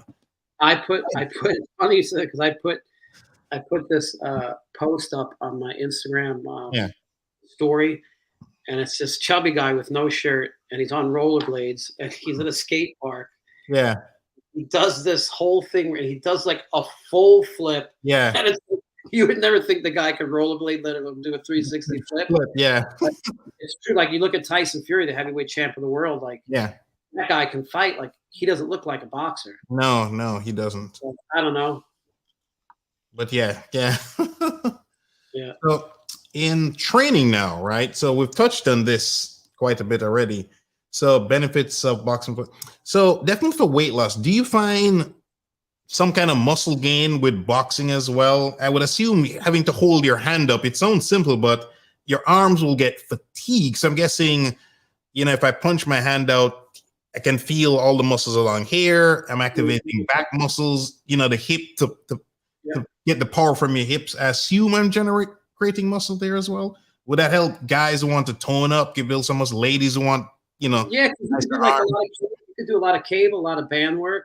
A lot of the ladies like the nice rounded shoulders. Yes. Hit the sleeve bag. That's what helps keep your arms up. Okay. I think that you should definitely incorporate weights with boxing, but just don't go you can't go too big. Like you need to keep, I think, light to moderate weight. Like maybe heavy weights, maybe once a week, but you go too heavy in boxing, it slows you down. Like, you never see fighters do curls because it kind of makes the muscles taut. Like, and then you can't extend them out. Yeah. A lot of tricep work. If you think when you roll the hand, you'll feel that you put your Jeremy always told me, he's like, if you get confused on what the exercise is for and what muscle is working, just start feeling around on yourself. Okay. Like you're doing triceps. Yeah. You know what's going to be here. If you do triceps, you don't feel nothing in your bicep. Yeah. Everybody thinks, when I do bench, my biceps are going to get big. I'm like, no, dude. No. It's your triceps. Yeah. So, yeah. That's a good simple tip. You're right. You know, you don't need to have a ton of knowledge if you're just doing that, right? You did something, you're not sure, just, well, what did I feel? Or what hurts the next day? What's sore the next day? That's a good point. Maybe it's a good segue to this question. What are some of the mistakes you see people making who are trying to lose weight and keep it off, or to build muscle, or just become healthy in general, whether it's in the gym or in the kitchen? What mistakes do they make? Yeah, trying to either lose weight or, you know, to build muscle. To lose weight, they starve themselves. Oh yeah. And it's okay. The whole I'm not sure who it was. Who was doing? And I totally am against this. Who was doing the exercise in the sauna with the sauna suit? Who was that? Wasn't somebody doing that? I'm not sure they were working out in the sauna. That I'm not sure. I swore they just came out of the sauna. Angelique said something about Jacob's ladder. Well, Angelique said she came out of the sauna, but I'm not sure if she was working out in the sauna. Okay. Well, so a lot of people think, oh, I'm gonna work out with those sauna suits on. Yeah. To me, that is the dumbest thing ever. Like, okay, number one, you're gonna get dehydrated. Yeah. Number two, once you start to get dehydrated, what's going to happen? You're going to get tired. Yeah. So now you're tired, you're dehydrated. Now your form is getting off, so now you're creating bad habits. Yeah.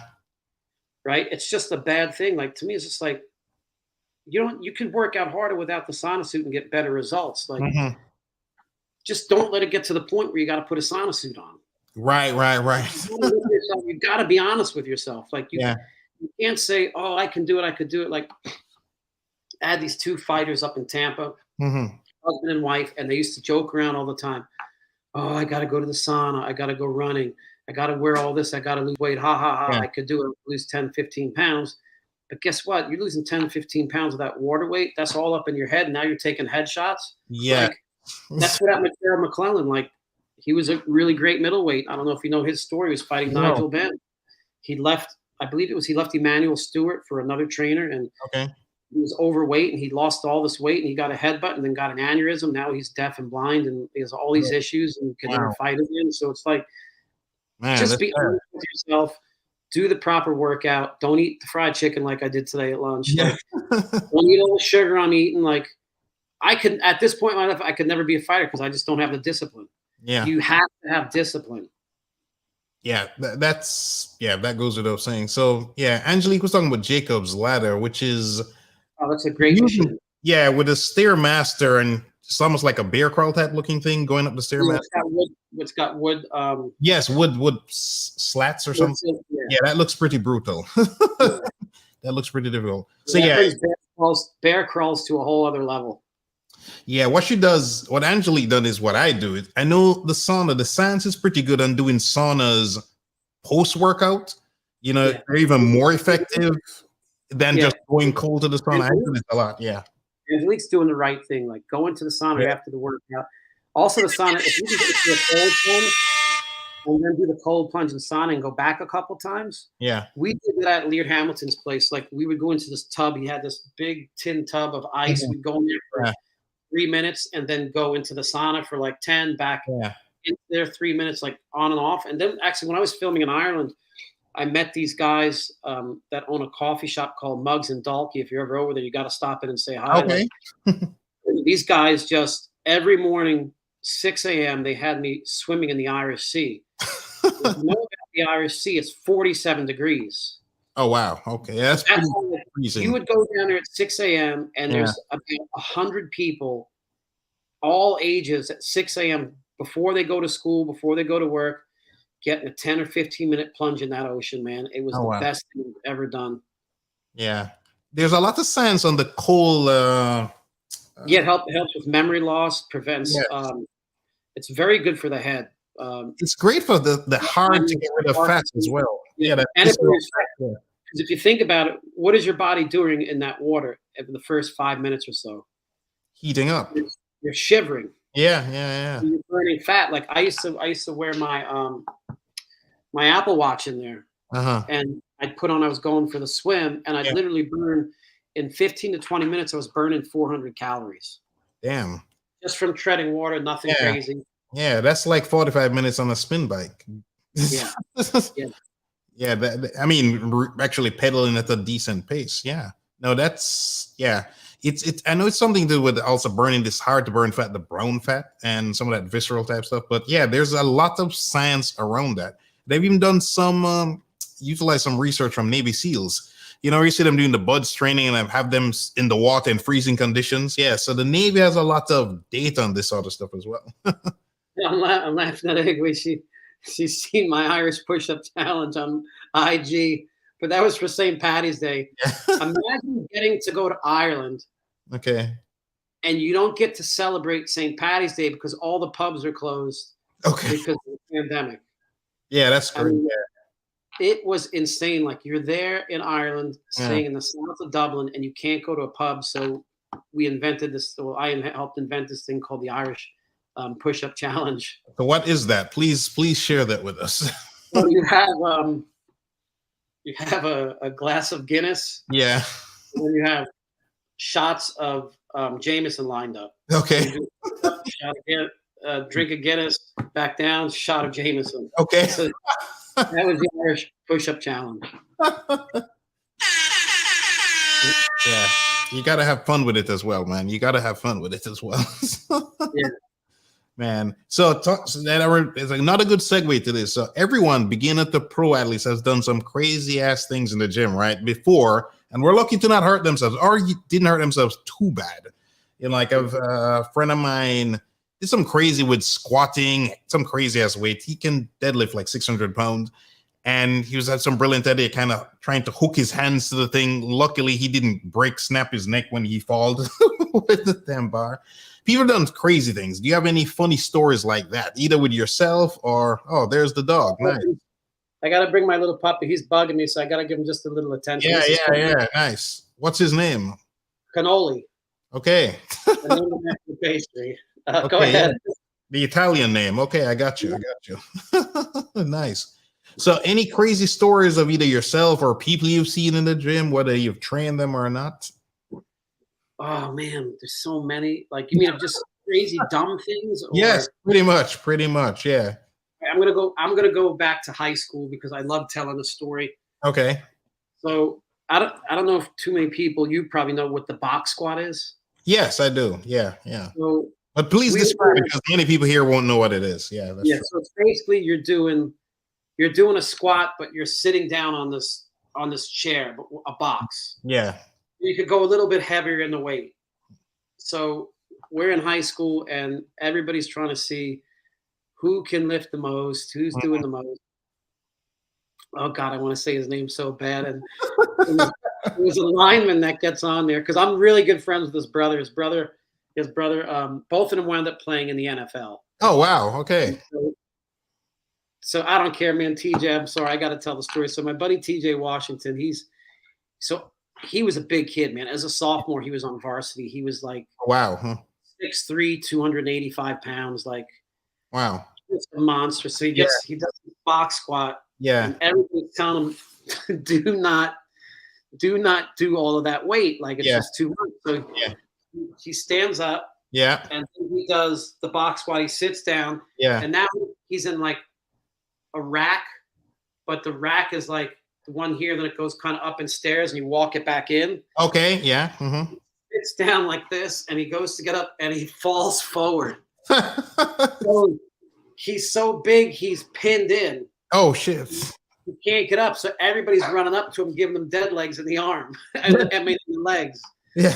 That was like one of the dumbest things. Like you're getting that much weight. Like everybody was like, don't do it, man. I've seen people put so much weight on deadlifts. As soon as they drop the weight, they pass out and hit their face. I mean, I've had oh wow, the amount of crazy things that happen in the boxing gym is insane. I mean, we had one guy that would come in. This was in Miami, and he would dress up as a Dolphins football player. Okay, like, I mean, like full uniform. Okay, I was training. I was training Charles Clay, who played for the Dolphins, and he wound up playing for Buffalo. Great tight end and great guy. And he sees this guy walk into the gym. He goes, Coach me, he goes, that guy comes to all my games dressed up like that. Like he literally would wear like the pads and everything, the shoulder pads and everything, like the thigh pads. Oh wow. Everything. Yeah. Like I mean, it would just like he'd walk into the gym, then he would do this thing like he'd punch like this and just like okay. Then we had another guy. I think boxing is the only sport where fans can get that close to professional athletes while they train. Because there's no like, it's not like the NFL, the NBA, or Major League Baseball or hockey. Like the facility's closed when you practice, nobody's allowed in. Yeah. The amount of lunatics that I would have come in and say that they were going to be the next world champions. Like, there's a professional fighter, I'm not going to name his name, but he was world champion. Yeah. And he would do this thing where people would come in and they would challenge him. Right. But he wouldn't have any mercy on them. Oh, like, okay. He would knock them out within seconds. And I remember this one guy comes into the gym and he's I don't think he was all upstairs and hey champ, let me teach you some stuff. And the fighter was just trying to be nice to me. He goes, hey man, he goes, I'm not getting in the ring with you, forget it. He goes, come on, let me show you some stuff. So he bugged him for about like 3 days and finally he's like, get your shit and get in the ring. Yeah. And the guy goes, he puts his gear on, he comes in, he's moving around the first round, and then he tries to take a hard shot at the champ. Yeah. The champ seen it, he moved out of the way, and then the next round, he hit this guy so hard, he was knocked out before he hit the ground, and we couldn't get this guy to wake up for like 2 or 3 minutes, and the fighter's like, man, he goes, I think I'm going to jail for this one. And didn't say anything. Yeah. Wow. Yeah. People don't understand. Well, I grew up with a dad. I think I told you, he was like a 4th-degree black belt. So I can understand how to put it. To most people, imagine fighting a 5-year-old kid. Mm-hmm. You have as much chance fighting any person who's good at fighting as that 5-year-old kid has fight, meaning you have no chance. You can find these videos of people like the boxer you're talking about who will give you gloves, they won't hit you, and they will say, please hit me, and you can't hit them. Yeah. You can spend minutes like this. My dad can do this. Yeah. At 75, he can easily avoid me hitting him or touching him. And if he was to hit me, I would go right to the hospital. Now, people, they just can't believe things like this. They will see, for example, that lady you train, Mr. Hernandez. They don't understand that that small lady can beat their ass. Doesn't matter if they're 6 foot, whatever. You can't hit her, and if she hits you, it's going to feel like a baseball bat hitting you, right? Yeah, Melissa would drop guys in the ring. Like, I can believe that. She could fight lefty and righty. She was only 126, 5'2". Yeah. She would get there and start smacking people around like it was nothing. It was just, it's insane. Like, you can't, like, you get in there with a professional fighter, you're going to be in trouble. It's like, I'll tell you a funny story. So I got into the ring with the lineman, and I dropped him with a left hook. Now he's 6'5". Yeah. He was 330 pounds. Yeah, that sounds about right. Offensive lineman? Or well over 300 for sure. You can't play in the league on the 300 pounds. So we get out of the ring and he's like, okay, now you try to get past me. Yeah. Like, it's a whole different ball game, man. He just reached out, man. He grabbed my chest like this and just took my, like, see how you can take my shirt? Yeah. This was my chest meat. Oh, wow. Man, like this, and threw me to the side like I was like 2 pounds, like it was nothing. I'm like, if that guy ran at me full speed, if I don't land that lucky punch, I'm in big trouble, man. Yeah. He picked me up. And, Kirby's saying, wouldn't ice baths give you some sort of frostbite or damage your body in some sort of way? I think if you stay in there for a long period of time, 100%, you'll also get hypothermia. But if you build up to it, like me, like I was lucky if I could make it into the Irish Sea for more than 2 to 3 minutes the first time I went in, but I built up to, I did it for 47 minutes one time. Oh, wow. But the ocean's a little bit different because you could just tread water. When you're in those ice, you're kind of confined. So I think it would be more dangerous to get into an ice bath than it would be to get into the ocean. Yeah. But yeah, you can't stay in there too long. You got to build up to it. You can't just go crazy and go in there for 15, 20 minutes. Right. That's a very good question, Kirby. Thanks. Then when I was doing triathlons, when I had the long bike ride on Sundays, I would fill up the tub with a couple of bags of ice. And yeah, the first couple times I tried it, I had to like psych myself up and then just sit in there. But yeah, I could only last like 30 seconds. And then I built up to like 2 minutes. And, you get the benefits of the anti-inflammation and all of that kind of good stuff. But yeah, it took a while to build up to that.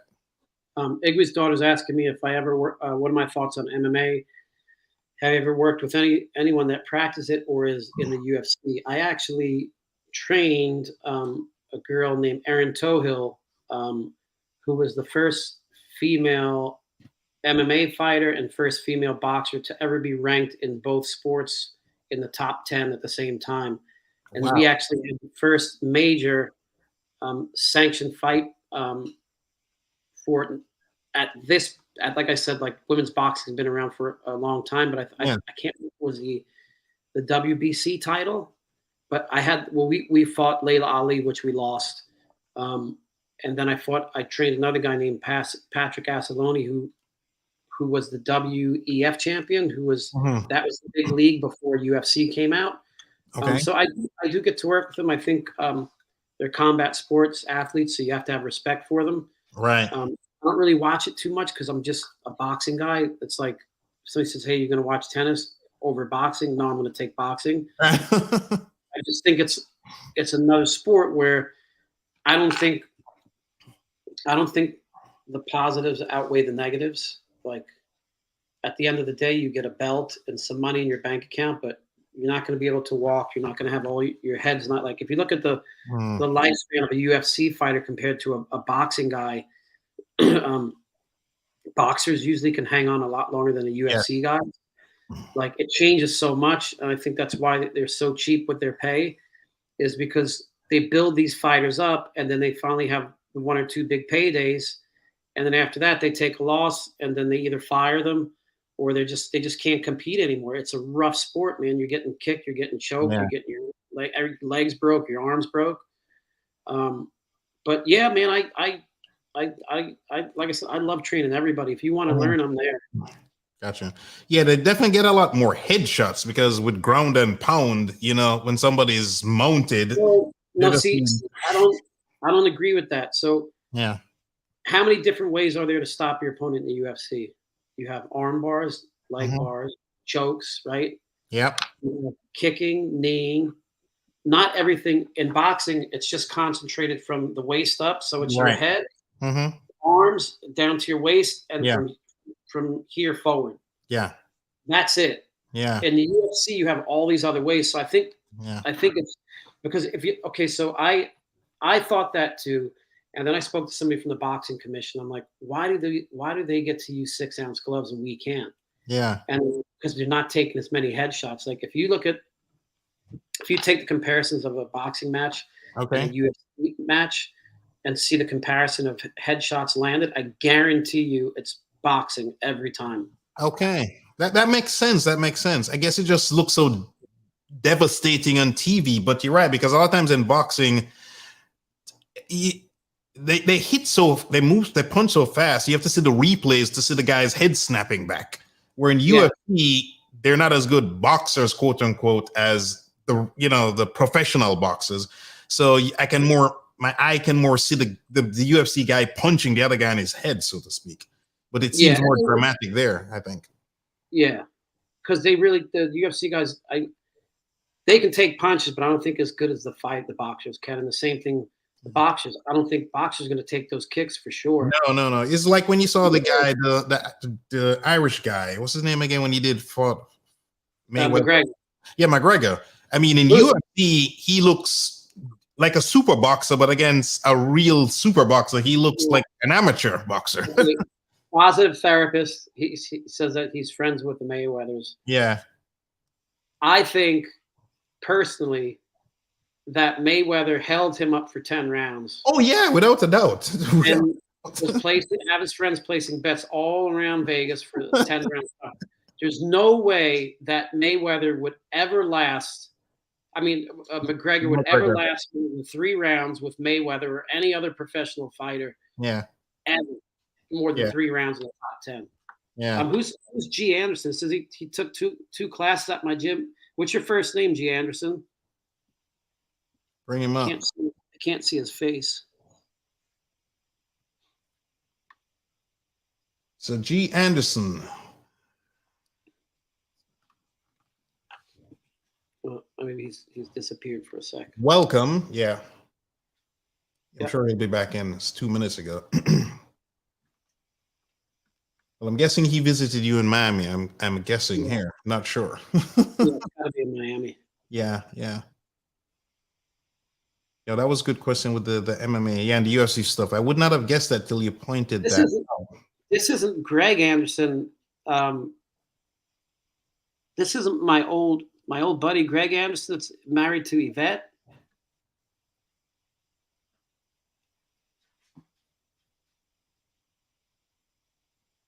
I don't. Oh, Robert's friend. Okay. Gotcha. What's up, Greg? Yeah. So how was well? I'm guessing he liked it since he brought it up. Yeah. No. I know you're not the one that's married to Yvette. Yeah.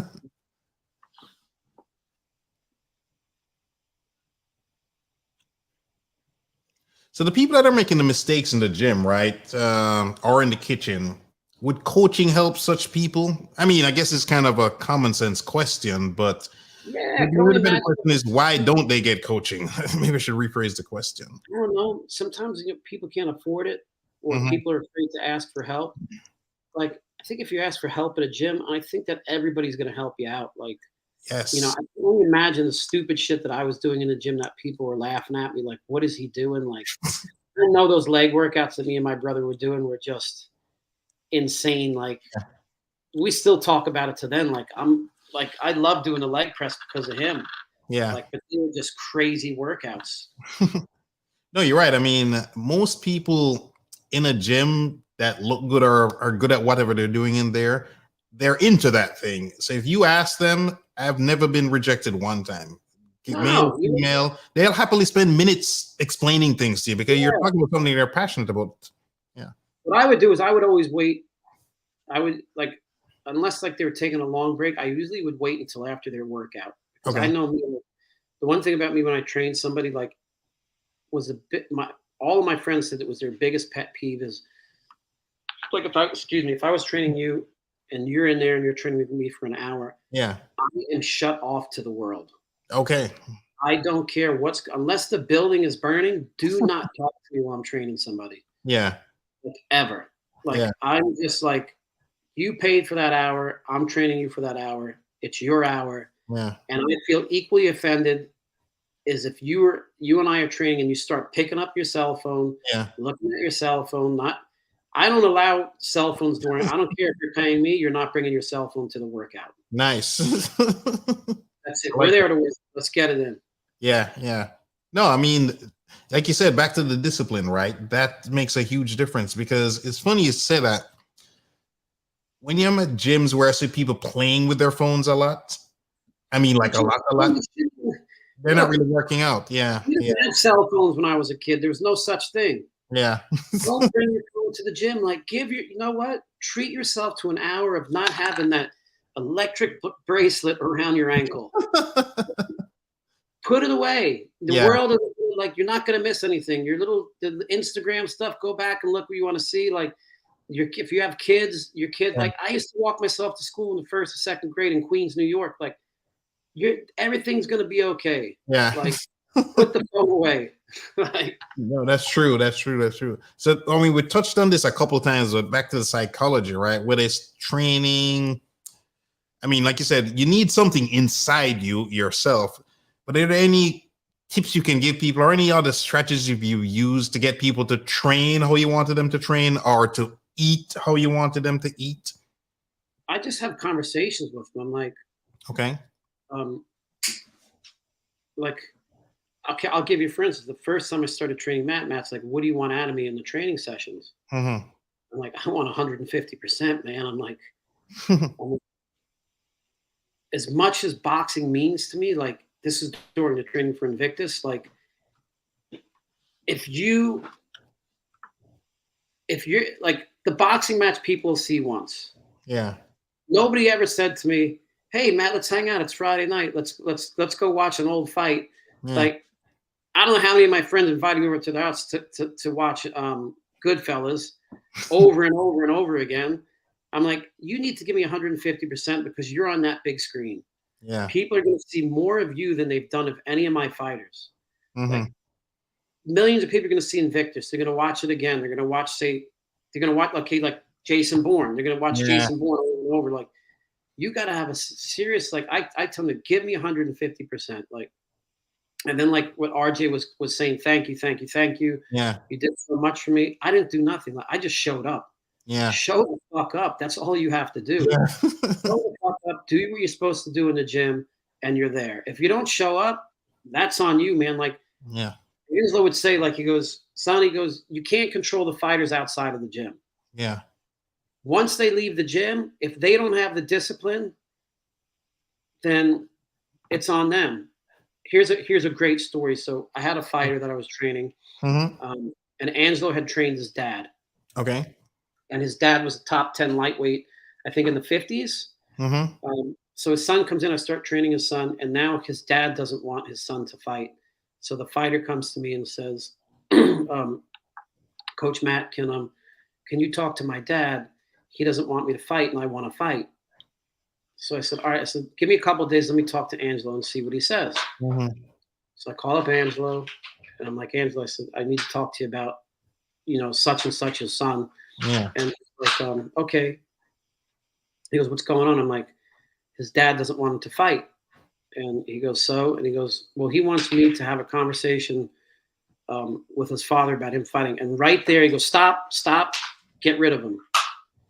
And I'm like, get rid of the dad? He goes, no, get rid of the fighter. He's not meant to be a fighter. I'm like, what do you mean? He goes, oh, wow.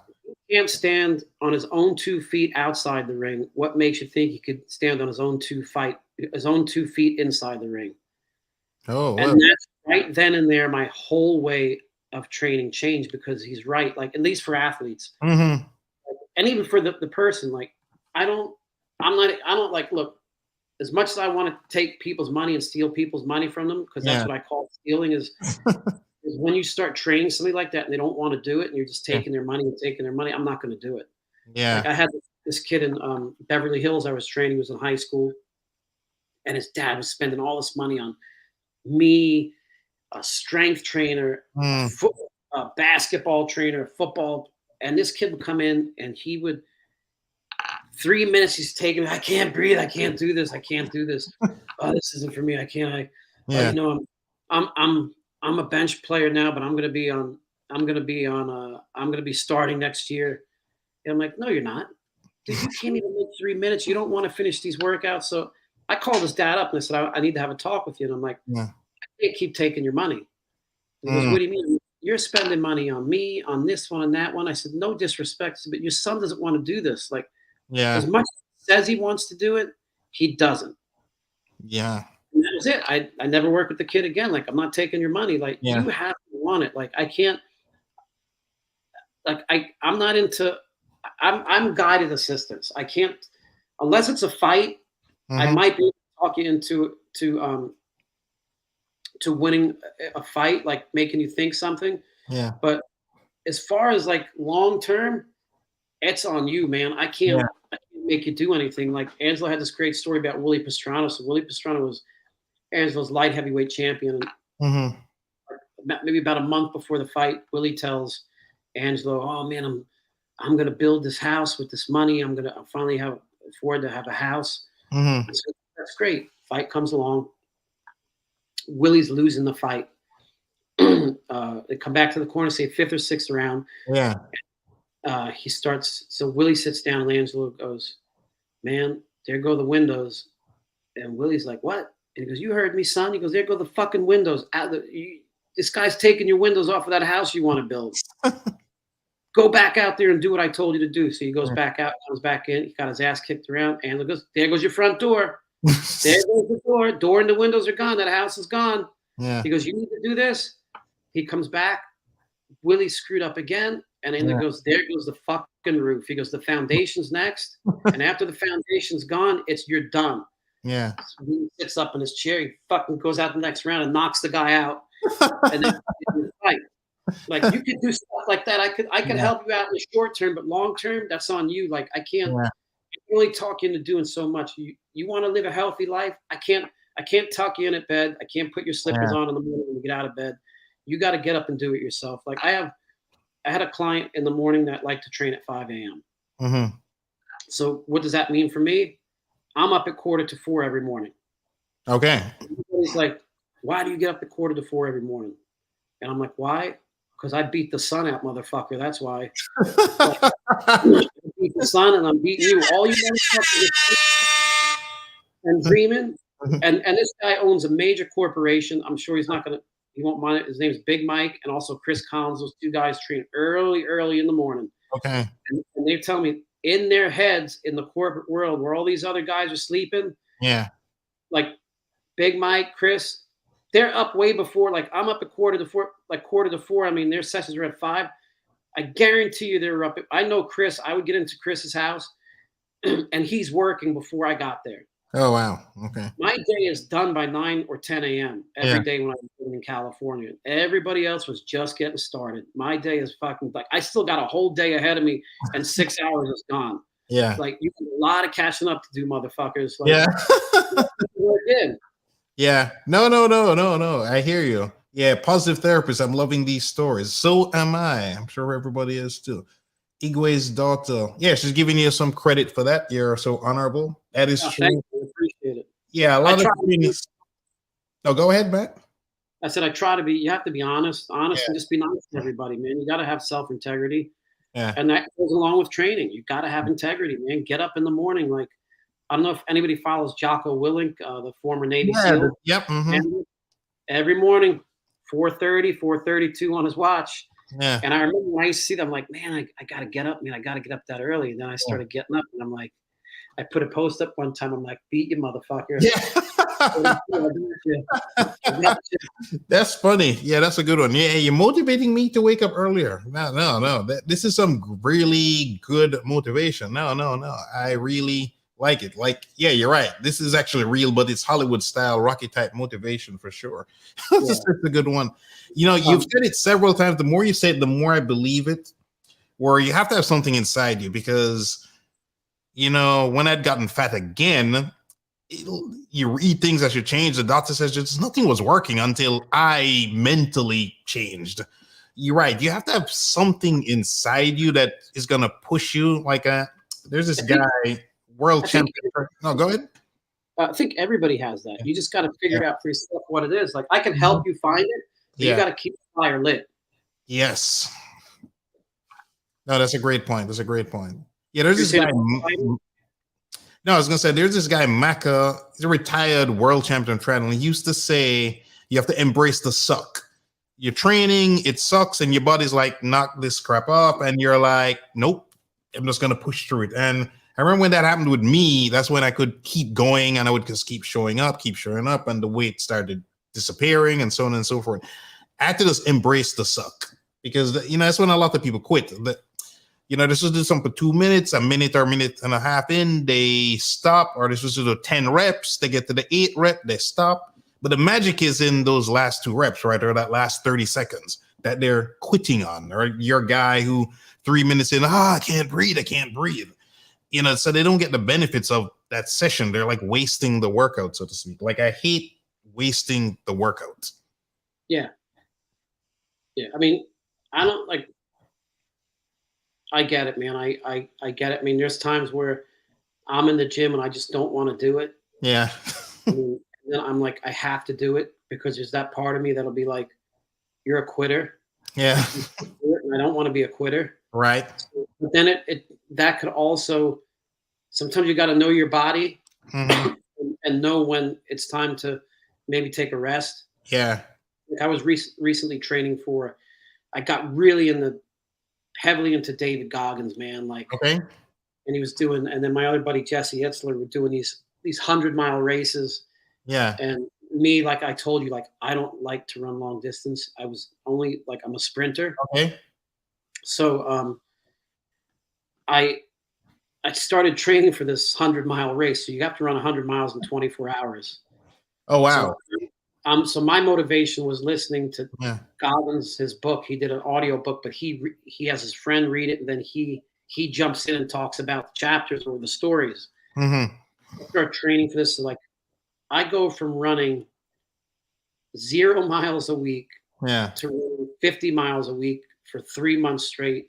I'm doing 100 deadlifts, not heavyweight. Yeah.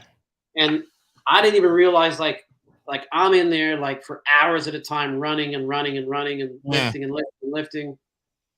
And I go over to my client's home and he's like, man, he goes, your right leg looks really swollen. Yeah.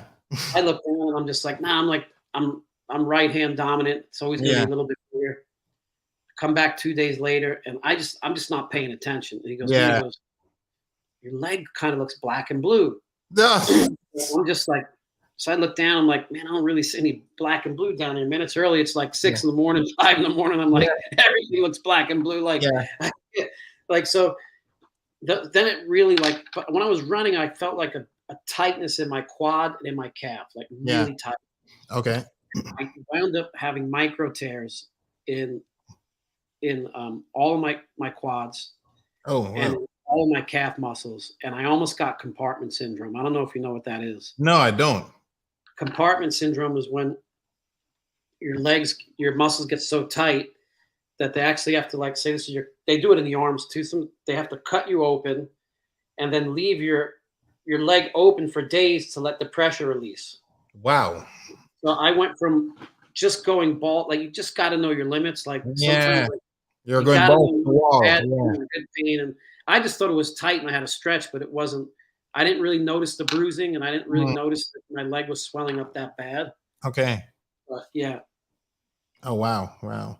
So welcome to the show, Ashley. Ashley comes in loving the no, sorry, that was Tony. Welcome also Tony as well as Ashley. I'm sorry, Ashley. I wanted to get back. She goes, I definitely want to tone and not bulk up. Yeah. And I would say cardio, light to moderate weight with heavy reps, and then every now and then throw in a heavy day. I think you got to have at least one heavy day a week. Agreed. You know, if you want to do more, but you want to get elongate, diet's another thing. But I think if you do like a lot of band work, a lot of reps and lightweight, I think you'll get to your goals. Yeah.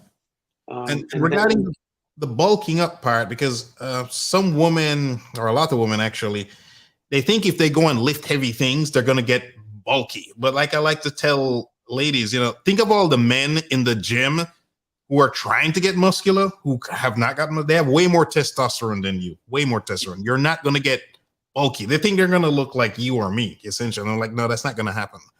Yeah. Pretty much. Yeah, I think that you could lift heavy. You just got to know what to do. Like, yes, if you're lifting like 800 pounds, of course you're going to get big. Like, keep it moderate. Like, if you see yourself getting too big, just like Matt and I had to do it in Invictus. Like, drop weight, more reps, take a couple of days and go for do some sprints, go for a long run, break up the monotony, change the routine. Right. Nope, that's a good point. That's a good point. So Tony saying loving the show. Thank you, Tony. And also thank you to Ashley. Okay, nice. Yeah, we do have people in here that aren't saying anything, that are just enjoying the show. That's okay, man. I get it. Also, positive therapist, she has something similar to you. Okay. Oh, so she's doing something like what you're doing already. Okay. Great, man. Yeah, it's good motivation. I need to try this myself. I know this, again, the science is there. When you wake up, I mean, by waking up earlier, you're going to go to bed earlier. Win-win, you're much more productive. Whenever I've done it, I feel more mentally alert that day. I know there's so many benefits to it. Nice. Okay. For recovery, right? So we almost touched on that. how do you like enhance recovery? I don't know. Do you focus on more sleep or and any special equipment or massage, cryotherapy, or anything of that nature? I like the Theragun. I like the ice bath. I like the sauna. So you touched on earlier, like what are some new training methods? What have you learned over the years? So I was never big on stretching when I was younger. Okay. I felt like every time I stretched, I wound up pulling something or tearing something. Right. So I always stayed away from stretching. And then even when I went to the strength and conditioning school, one of the teachers was a doctor. He wasn't too big on stretching. He's like, if you look at the sprinters, they really are not stretching that much. They're kind of just like bouncing up and down and like giving like a shock to their system. Yeah. But I feel, and then he used the thing of like, he compared, he's like, okay, when you don't see lions and tigers stretching before they sprint, or cheetahs. Right. They just sprint from a dead thing and they're go. Like he believed that some muscles just need to be taught. And I believed that for a long time. But then as I started getting a little bit older, like I think stretching is very important. Like even Goggins now is stretching. He stretches for like 2 hours a day, which is nuts. But like I think that stretching is a major factor, depending on what you're doing. Now I try to stretch as much as I can because I have lower back. I had lower back issues because when I get hit with the pads, like I'm not a big guy. I'm only 5'7", like maybe like 175. So I'm getting hit and I'm just constant judder to my hips, elbows, shoulders. But once I start stretching and using the Theragun and hitting the ice bath and sauna, I think recovery is just as important as working out. Yep.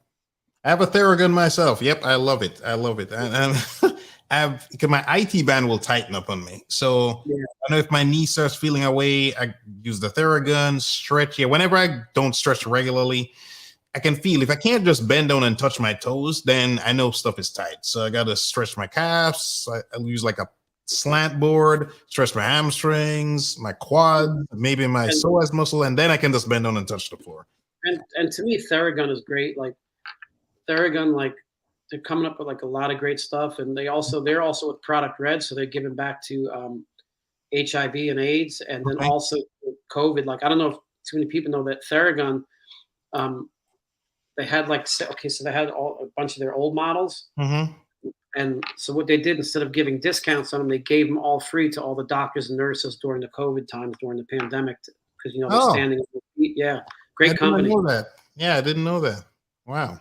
Yeah, I know their customer service and the product is just super duper good. Because one of the guys that used to work on me, I saw the benefit and he had an older model, and he asked him, like, is this stuff worth this kind of money? He was like, yeah, it's worth every dollar. And he's like, yeah, if you're going to get it, get the Theragun. And I got it. And it's been, I use it almost every day, basically. It makes a huge difference. Huge difference. Huge difference.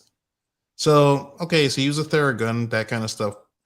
So any cool stories regarding recovery or the lack thereof of recovery, so to speak? How do you see that impacting? Because, for example, sleep. I know a lot of people don't get enough sleep, and it's hard to lose weight if you're not sleeping right. My sleep habits are pretty horrible, but so if I get up, right now I'm pushing a little bit more than 175. So like, if I get up into the 180s, I start getting very severe sleep apnea. Okay. Like where I'm up like a dozen to 2 dozen times a night that I remember. Like it gets really bad. So like I really, if you don't sleep and rest, like even though I'm getting up at like, say I'm getting up at 3:45, I still find time, at least in the day, to get like myself a 20 to 30 minute power nap. Yeah. Don't be afraid to take a nap during the day if you need it. Yes. 20 or 30 minutes will do a body good, man. Like, if you look at Europe, like they have their siesta time in the afternoon where everything is closed. Everybody goes home and takes a nap. Yep. Big time. And I remember, I think this is book, Why We Sleep. Great book. He was talking about just a couple decades ago, I think he was looking at Greece. I think it was a country where the stores would just close in the afternoon, like for a couple hours or stuff like that. Or if you go back further back, I forget what time period, but very far in British history, they would look at court documents, and it was clear that people were taking breaks to go home to nap or take second breakfasts or what have you. Yeah, no, the whole thing about lunchtime is a modern invention for factory workers and all these artificial times to sleep, let's say. But and do you think about stretching? If you look at like your dog, when your dog wakes up, it just stretches first. Or that lion, when they get up in the zoo, they're stretching. They're always stretching. If you think about it, So when you wake up, when you were a kid, you would stretch. So I'm trying to do that now, and I feel looser during the day. If when I wake up, I just start stretching. And you used to do it when you were a kid, and as you become an adult, you stop doing it. Yeah. Yeah, but stretch right when you go to bed in the morning. Half an hour each morning, you'll be fine. They always started asking about cuts. About cuts in a fight. Best cut man in my experience, Angelo Dundee, hands down. Okay. Yeah. So what makes a good cut man versus, that's a good question. I always wondered that. Once you're cut, for all I could see as a novice is they put in the Vaseline or something on there. Well, inside that Vaseline, there's usually Avitine, which is, it stops arterial clotting. So you're only allowed to use normally usually two things, which is Avitine or adrenaline 1/1000 or epinephrine 1/1000, which is the same thing, just epinephrine is like a generic brand of adrenaline. Okay. And then the Avitine. So the Avitine is like a white powder. You mix it in with the Vaseline, and then, you just put that in the cut. But there's so many ways you have to do it. Like you can't like you see a lot of these people now. They're like opening up the cuts, then they're taking the Q-tip and pushing it in. Yeah. You don't do that because now you're making the cut bigger. Yeah. So you gotta know how to work the cut, and when to put the pressure on, what to do, like you got to know when to use. There's a little metal piece that everybody's like, oh, they're just pushing. What are they doing with that thing? Yeah. That's called the end swell. Okay. So that's an ice. Like there's times when to use the end swell and when not to use the end swell. Like Anne's always told me when you use the end swell, you use it like a woman's putting on makeup. You go away from everything. Okay. You don't push up in like this. You see some people doing that. It's not good to do that. Like everything away. Like if you see a bump starting to, just put ice on it at first until it gets that big. Like if a fighter has it starts to get swelling around here, Angelo says don't let them blow their nose. Okay. And they fill up those cavities with air and it makes the swelling worse. Oh, okay. There's all these things a lot of people just don't know about, like the cuts, like the adrenaline, that's the liquid. They usually put that on with the tip or like a gauze pad or something. Just you got to know when to be aggressive and when not to be. Gotcha. So, I mean, people fall off the wagon, whether it's a minor, like you, for example, you ate the fried chicken, right? Yeah. Or maybe somebody gets an injury, like your leg story, right? Yeah. How do you get back on track? Because I know, well, now I go back, but yeah. Yeah, it depends on everybody, man. I'm like, since I got that injury, I'm having a hard time this time. Okay. Like, because now I'm worried that if I run too hard, I'm going to hurt the leg. And, I don't know. I think the pandemic is, I'm going to bring this up because for me, it's mentally, it hasn't been good for me. Yeah. As far as training goes, because that was keeping me alive. Well, not keeping me alive, keeping my head straight. Like, yes, I know what you mean. Turn the radio on, turn on Goggins, turn on Daco, turn on Jesse Itzler, listen to their books. But now, like, since I haven't done that, it's kind of like, I don't know. I think you got to get yourself out of the rut, man. You got to find something to motivate you. So my motivation right now is trying to get this gym open. So I don't know. I think you just got to push yourself through it. Right. Well, when you're busy doing something, you're much more likely to keep doing all the right things, right? So when you have what is it, devil's idle mind is the devil's playground or something like that. Yeah, it's true. Idle mind is the devil's playground. Yeah, that is true. Yeah, Tamika agrees with you. It's true for a lot of people. Yeah, man, it's tough, man. You get yourself in a rut, man. Like, it's tough, man. Like, yeah, I've really had a difficult time with it. Like, because I'm one of those guys, like, I need to do something. If I'm not doing something, I go stir crazy. Yeah. Well, I mean, it's refreshing to know that even professionals like yourself, you breathe the same air we breathe. You got to tie your shoelaces to, and you have things like this as well. because sometimes it's rough, sometimes it's difficult. And like you say, you got to know, because there's been sometimes where I just feel not right, so I don't go. But other times I felt, even if it was late, 10, whatever, I just felt like, man, if I don't go, I'm going to get in this become the old bad me and just get into a bad habit. Like I remember business trips would throw me off. Everything would be good. Go on a 3-week audits, come back, can't start going to the gym again. So whenever I feel like I'm getting to that point, I just force myself to go, because it's like going out. When your friends would drag you out to a club, a movie, or whatever, you almost never regretted it. You never go, man, I wish I hadn't gone.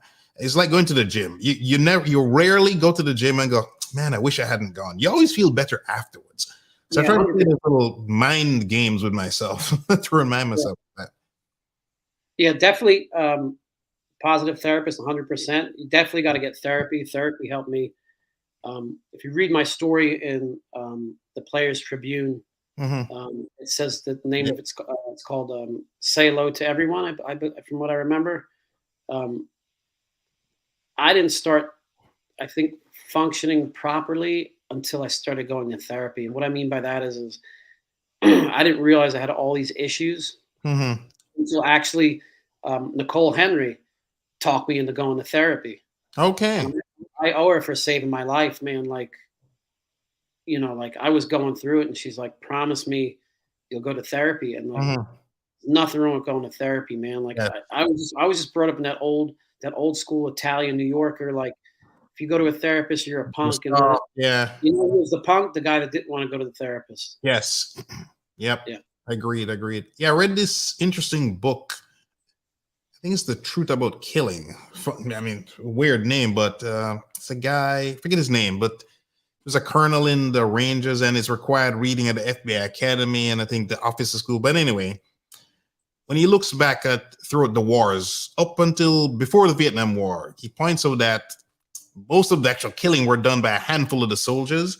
But he said it's not because people were cowards. They would do things like run out there, be shot at, and drag somebody to safety, right? So on the face of it, you say, oh, that guy is a wimp or something. Why wouldn't he do something? But it's way more complicated than that. Like what he points out, the psychology behind it is not that they were afraid. They didn't want to kill somebody. They would do things that were dangerous, be shot at to do things. But yeah, so they weren't, it used to be such that those soldiers were viewed as weak. But I know with modern knowledge, they realized PTSD is a real thing. So that's treated different. Like you said, the person who doesn't go to therapy is actually the weak person in this case. Yeah. And I was a weak person for a long time. Trust me. I just thought that's the way it was. When you're brought up a certain way your whole life, unless somebody points it out to you or you realize it yourself, you think that's the norm. Yes, I thought that was the norm. Like, don't go to a therapist. You shouldn't do that. Don't tell people your business. Keep it to yourself. Like whatever.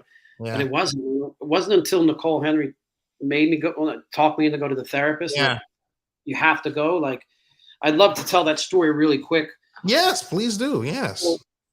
So I was like, so I lost both my parents when I was young. I lost my dad when I was 18, my mom when I was 23, both from HIV/AIDS. My dad was an IV drug user. And I was just having a hard time dealing with it. And like, just the pressure was getting to me. And so one day I'm driving home and I just felt like taking my car and just running it into a wall and just saying whatever. Yeah. But I didn't. I called up Nicole because she's one of my best friends and like a sister to me, and talks me into seeing a therapist. So I get to work the next day. So we had like a book like about that thick of therapists. So I said to myself, I'm like, all right, I'll do this, but I want to do it on my terms first. Like, I want to go to a therapist where I'll talk to them for at least 6 months. Yeah. I don't want to go to one of these therapists where I get in there and they'll start prescribing me medicine. Take this, take that. Yeah. So I'm like, let me talk for 6 months. And then if I'm still feeling fucked up, then if they want to prescribe me something, then I'll go to that. I'll go to somebody else that can prescribe it right now. Like, I want to do it this way. So I go through this book that's about that thick of therapists, and I'm like, okay, this one can't prescribe drugs. and it's like a mile from my work, 2 miles from my work. So this way I can skip out during lunch, then come back and go. So now I go to this therapist. I'm going for about a year, and his way of doing things, he would ask, like, what did you do? What do you like? Like, he always talked boxing, and he'd flip it into my therapy session. Right. But one day he just starts talking about music and this and that. So we're talking about music, and he goes, what do you like? And I start telling him I'm like jazz, and he goes, oh, I love jazz too. And then he goes, oh man, there's this jazz singer in Miami. Me and my wife go to see all of her shows. And I'm like, oh really? And he goes, yeah, she's our favorite jazz singer, and her name's Nicole Henry. And I sat there like in shock. I'm just like, what? I'm like, Nicole Henry. I'm like, do you know her? You go, yeah, we know her. We go to see her all the time. I'm like, do you remember I told you a story about how I came to see you? And he's like, yeah. I'm like, well, Nicole Henry's the girl. So like now so Nicole would do this special in Miami Beach for Christmas every year. Yeah. So are you gonna go see Nicole next week at the Christmas thing that she has? And he's like, yeah. I'm like, let's go, and then not say anything. And I'm like, I see Nicole. I say, hey Nicole. I said, and so I walk up with John, and she goes, well, how do you know John? I'm like, do you remember when you talked me into go seeing a therapist, and I had that was making that tough decision of all this, and you thought I was crazy, and from like going, and I'm like, I need this, I want this, all these conditions. I'm like, here he is. Yeah. So how crazy is it that my best friend talks me into go seeing a therapist? I go through a book that thick. Yeah. And pick out some of her biggest fan to be my therapist. Like it was crazy. Just Yeah. Wow. Yeah. What are the odds? But he done something good, because there's a person I know, like a friend of a friend, right? And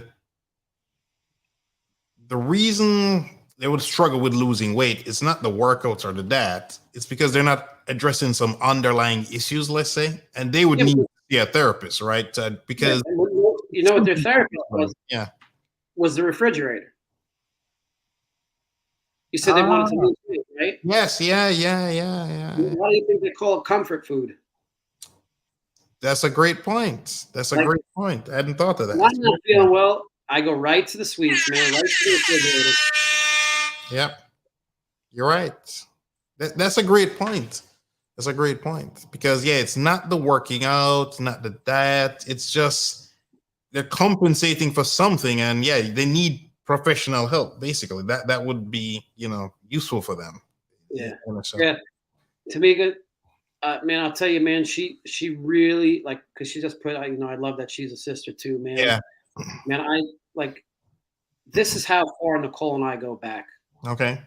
So when I'm learning my boxing, I was, believe it or not, working at a car dealership, and Monday through Friday, 7:30 to 4:30, and then Thursday, Friday, Saturday, I was, believe it or not, little old me was a door guy at a nightclub in South Beach called Groove Jet.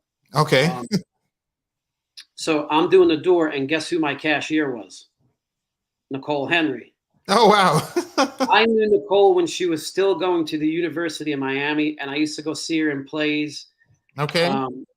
And then we would sit there and dream at the front door of what we're going to do. And she goes, what are you going to do? I'm like, I want to do something with boxing, either be a fighter or a trainer. And she's like, I'm like, what do you mean? She goes, I think I want to be a singer. Yeah. And before Nicole was a great jazz singer, she actually sang house music. Okay. Wow. So Nicole and I go back far, man. Wow. Wow. I was actually texting with her today, man. She's one of the greatest human beings alive to me. Okay. Man, the positive therapist points out that she strives to dismantle the negative stigma associated with therapy. Yep.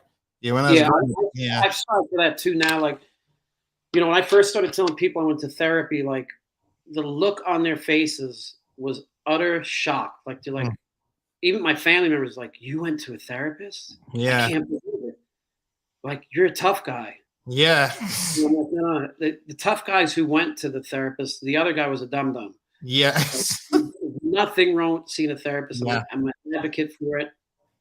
Yeah. Like, if you need to go, man. Like, invest in yourself. Mm-hmm. Like, you know, if you got to not have, you know, that beer on the weekends to save money for the therapist or whatever your hobby is, it's worth putting the time into yourself, because it was the best thing that I've ever done was go see a therapist. And it just made me a better person all around, because I was an angry kid growing up, for sure.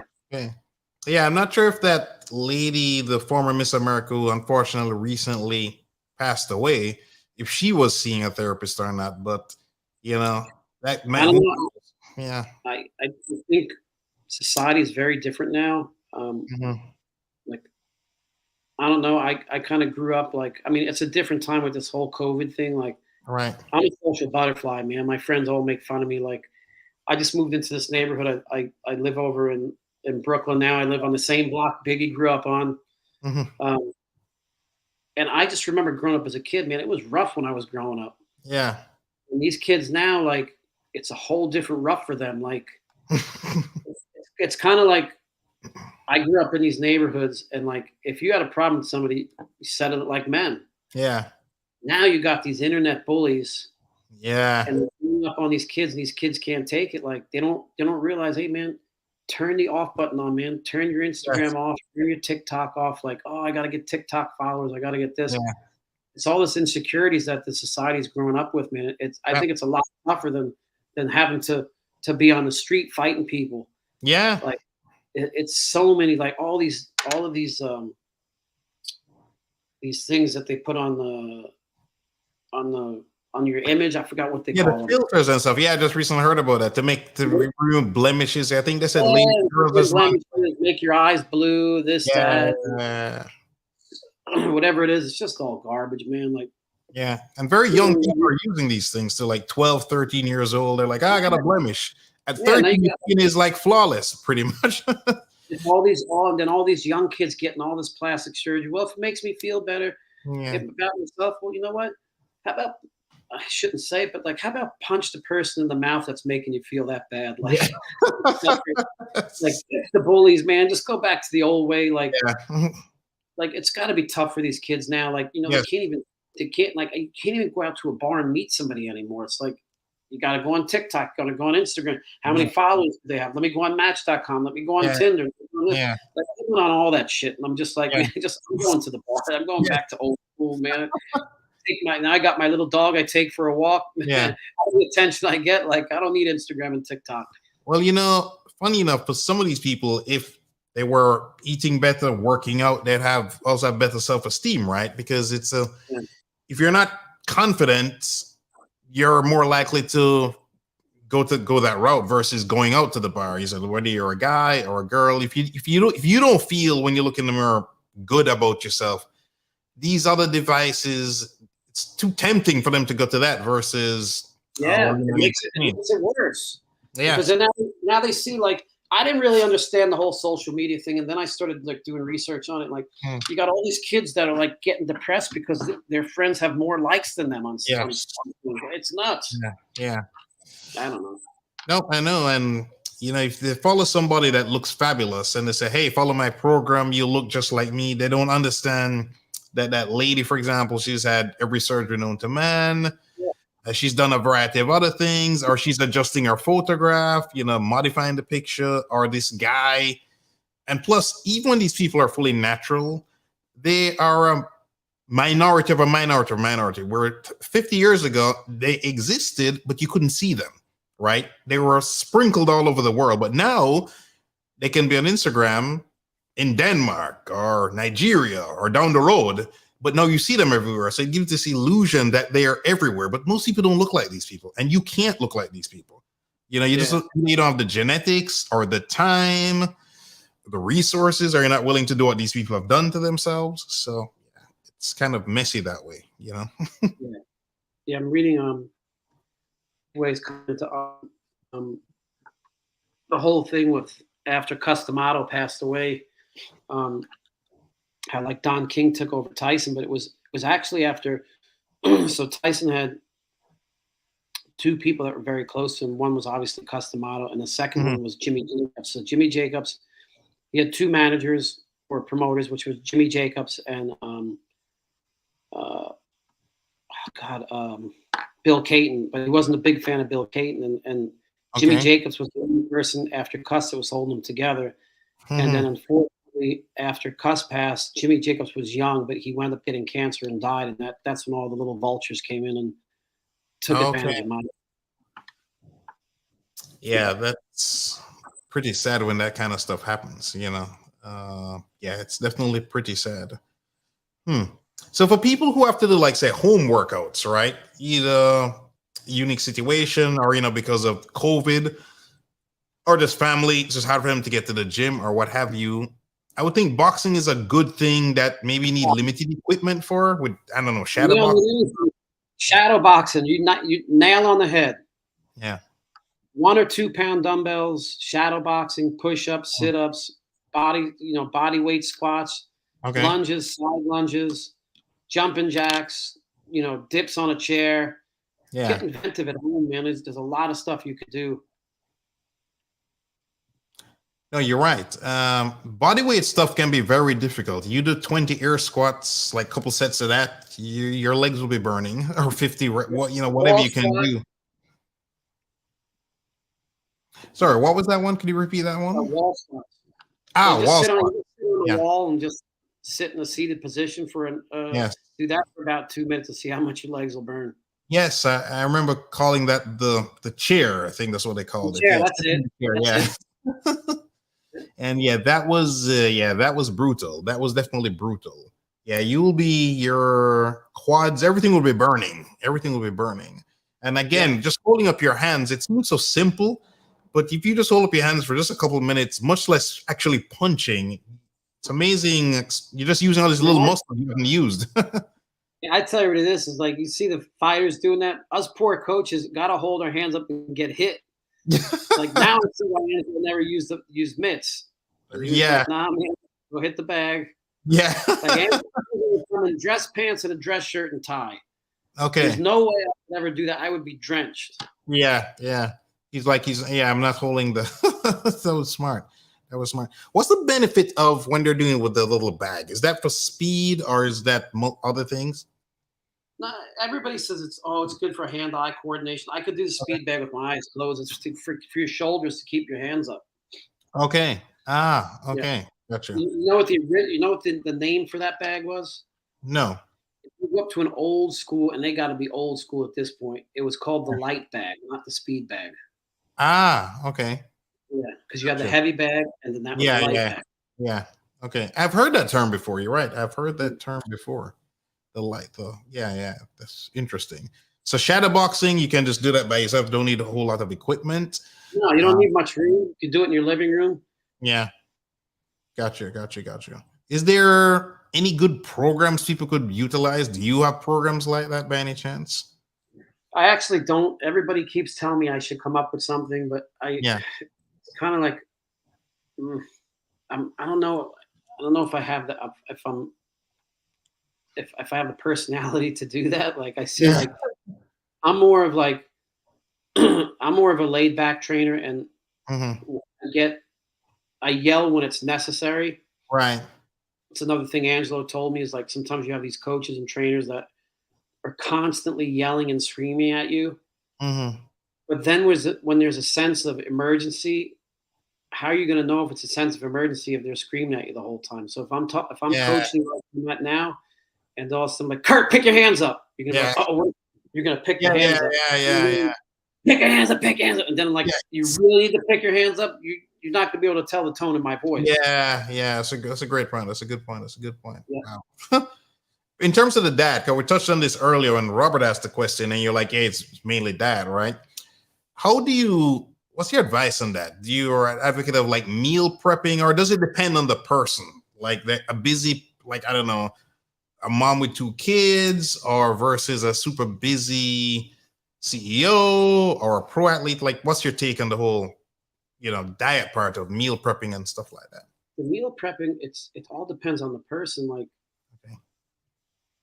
it just like, it depends on how busy your schedule is. Like, we started doing intermittent fasting, so we would only eat from 12 to 7. Okay. That seemed to work out good for me. But then I think that your body gets used to it after a while. So the best The best diet I ever went on is when I was eating like 6 or 7 meals a day. Yeah. That's when I lost the most weight. So I would eat like a big breakfast, a snack, which is like peanuts or fruit, medium-sized lunch, another snack, dinner, smaller, and then another snack before I went to bed. Yeah. And that was when I stopped drinking and all the sugar and all the nonsense. And that's when I got in the best shape of my life. Intermittent fasting's okay. I think the other diet that I was doing worked better for me. I just think it's meal prep is depending on the person and how much time you have. We're in a busy society now. Like if you think about it, like when I was growing up, a lot of the majority of the moms didn't work. It's a rough world out there, man. Shit costs a lot of money. Gas is up to $6-7 a gallon in California. So everybody's constantly working. Yeah. You just find that time in the day. Like maybe you do you can make food for the whole week if you have like a Saturday or Sunday and just prep it for the whole week. Just make different meals, put them in the freezer or put them in the fridge. And then just do it that way. Yeah, that's what I do. And similar to you, best shape of my life was when I was doing 6 meals a day. Yeah. No, I mean, what the science shows is that it's not you're burning the fuel, man. You got to keep the furnace fuel. Exactly. You know, it's funny. It can work with less meals, but logistically and maybe just mentally, it seems when you have more meals, it's easier when you get in that routine. You know, you're much more structured, you're much more disciplined. You're like, I got to eat this next meal, then this next meal. It's probably not a coincidence. Both you and I were most disciplined when we were eating those meals, because if you missed one, it was hard to catch up, so to speak. And when I'm at my sloppiest, then it's 3 huge meals for the day, which again is not optimal. I'm more bloated, you know, I feel more stuffed. So yeah, I agree with that. That's a pretty good point. Positive Therapist said home workouts are great for busy people who are working virtual remote and want to work out during work, as well as working busy mothers. Yeah. Yeah, they got a lot of great stuff. And, you know, Tonal's got stuff. Everybody's into the Peloton, the mirror workouts. Or you just do your own workout. Like, you know, take a break, 15-minute break. Just do some, like Goggins, man. Goggins just works out all day, man. He's got like some spare time. Like, I remember I was working down in Miami when I was really young, and I didn't really have too much time to work out. So I was working for Xerox down at the Burger King World Headquarters. It was at Homestead at the time. But for some reason, instead of doing the Xeroxing, they had me working in the mailroom and bringing mail to all the offices. Okay. So every time I'd stop at an office, I'd start doing calf raises. So the whole day I'd be doing calf raises, because in my head I'm like, this is going to be great for boxing. Like, so like, do home workouts. I think they're awesome. No, that is a great tip. When you have just a free moment, those free moments add up. Like I've heard things of, say you're watching a show, every time there's an intermission, do some air squats or do 10 push-ups or something. By the end of the day, you could easily get to 100. You know, you can't sit there and do the 100, but you do 10, 10, 10, 5, 5, you know, whatever. By the end of the day, you've hit a big number, and all those reps add up, you know. All in value. Yes. Yeah. No, that's a great tip, because that's something that people can implement. It's like, how do you eat an elephant? 1 bite at a time, right? You have a break. You can use a timer on your phone. You get up, spend 30 seconds, 2 minutes to do a couple push-ups, couple air squats, what have you. You're not going to get sweaty or anything like that. Not going to mess up your hair if you're a lady. If you're a guy, again, you're not going to get sweaty. And you just keep doing that throughout the day. And yeah, that will add up for sure. That will definitely add up. That's a pretty good tip. So is there any, let me see if I'm making sure I'm not missing any other comments or questions here, because I know we've been going a good long time, 2.5. So this is the longest live stream I've ever had. This is a new record with every second that we go by. I think my previous longest was like 1 hour, 40 something minutes, I think. So is there, in terms of supplements, right? Everybody likes magic pills and potions and what have you, right? You let me know when you get one that exists, and I'll take it. Yeah, I know. I think a good multivitamin and a couple other things, but yeah, there's no magic anything.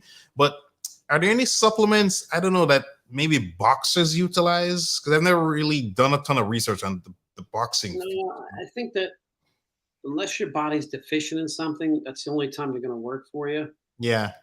I know everybody's into the whey proteins, for the recovery. Mm-hmm. Those work. But there's a lot like the when I went to that strength and conditioning school, I had the Dr. Abbott, and he was just like, the supplement industry is $1 billion industry. Yes. Like there's a lot of stuff. Like if you look on, go pick up any jar of vitamins that you have, and it says like majority of 99% of the time it's going to say this product has not been approved by the FDA, which means it really doesn't work. But then on the other hand, what is the FDA? You pay them money and they'll pass anything. Right.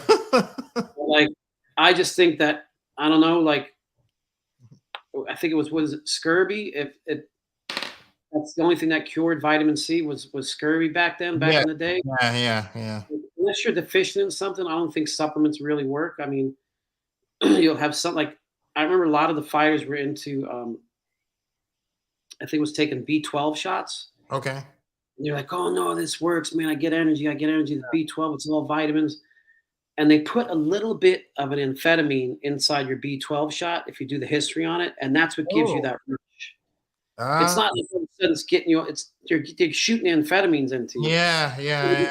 Research on it. Oh wow. So, I think to each his own. Like, if it works for you, then take it. If it doesn't, I don't know. I've never really, took vitamins and felt better unless I would, like I said, I was deficient in something. Yeah.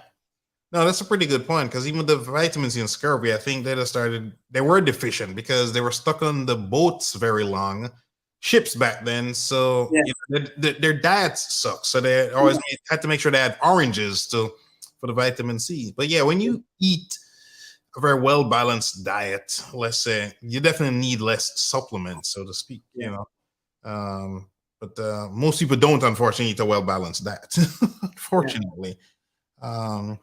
Okay. That's the guys that eat fried chicken. Right. Could you go over those gyms again you recommended that are local? Sure.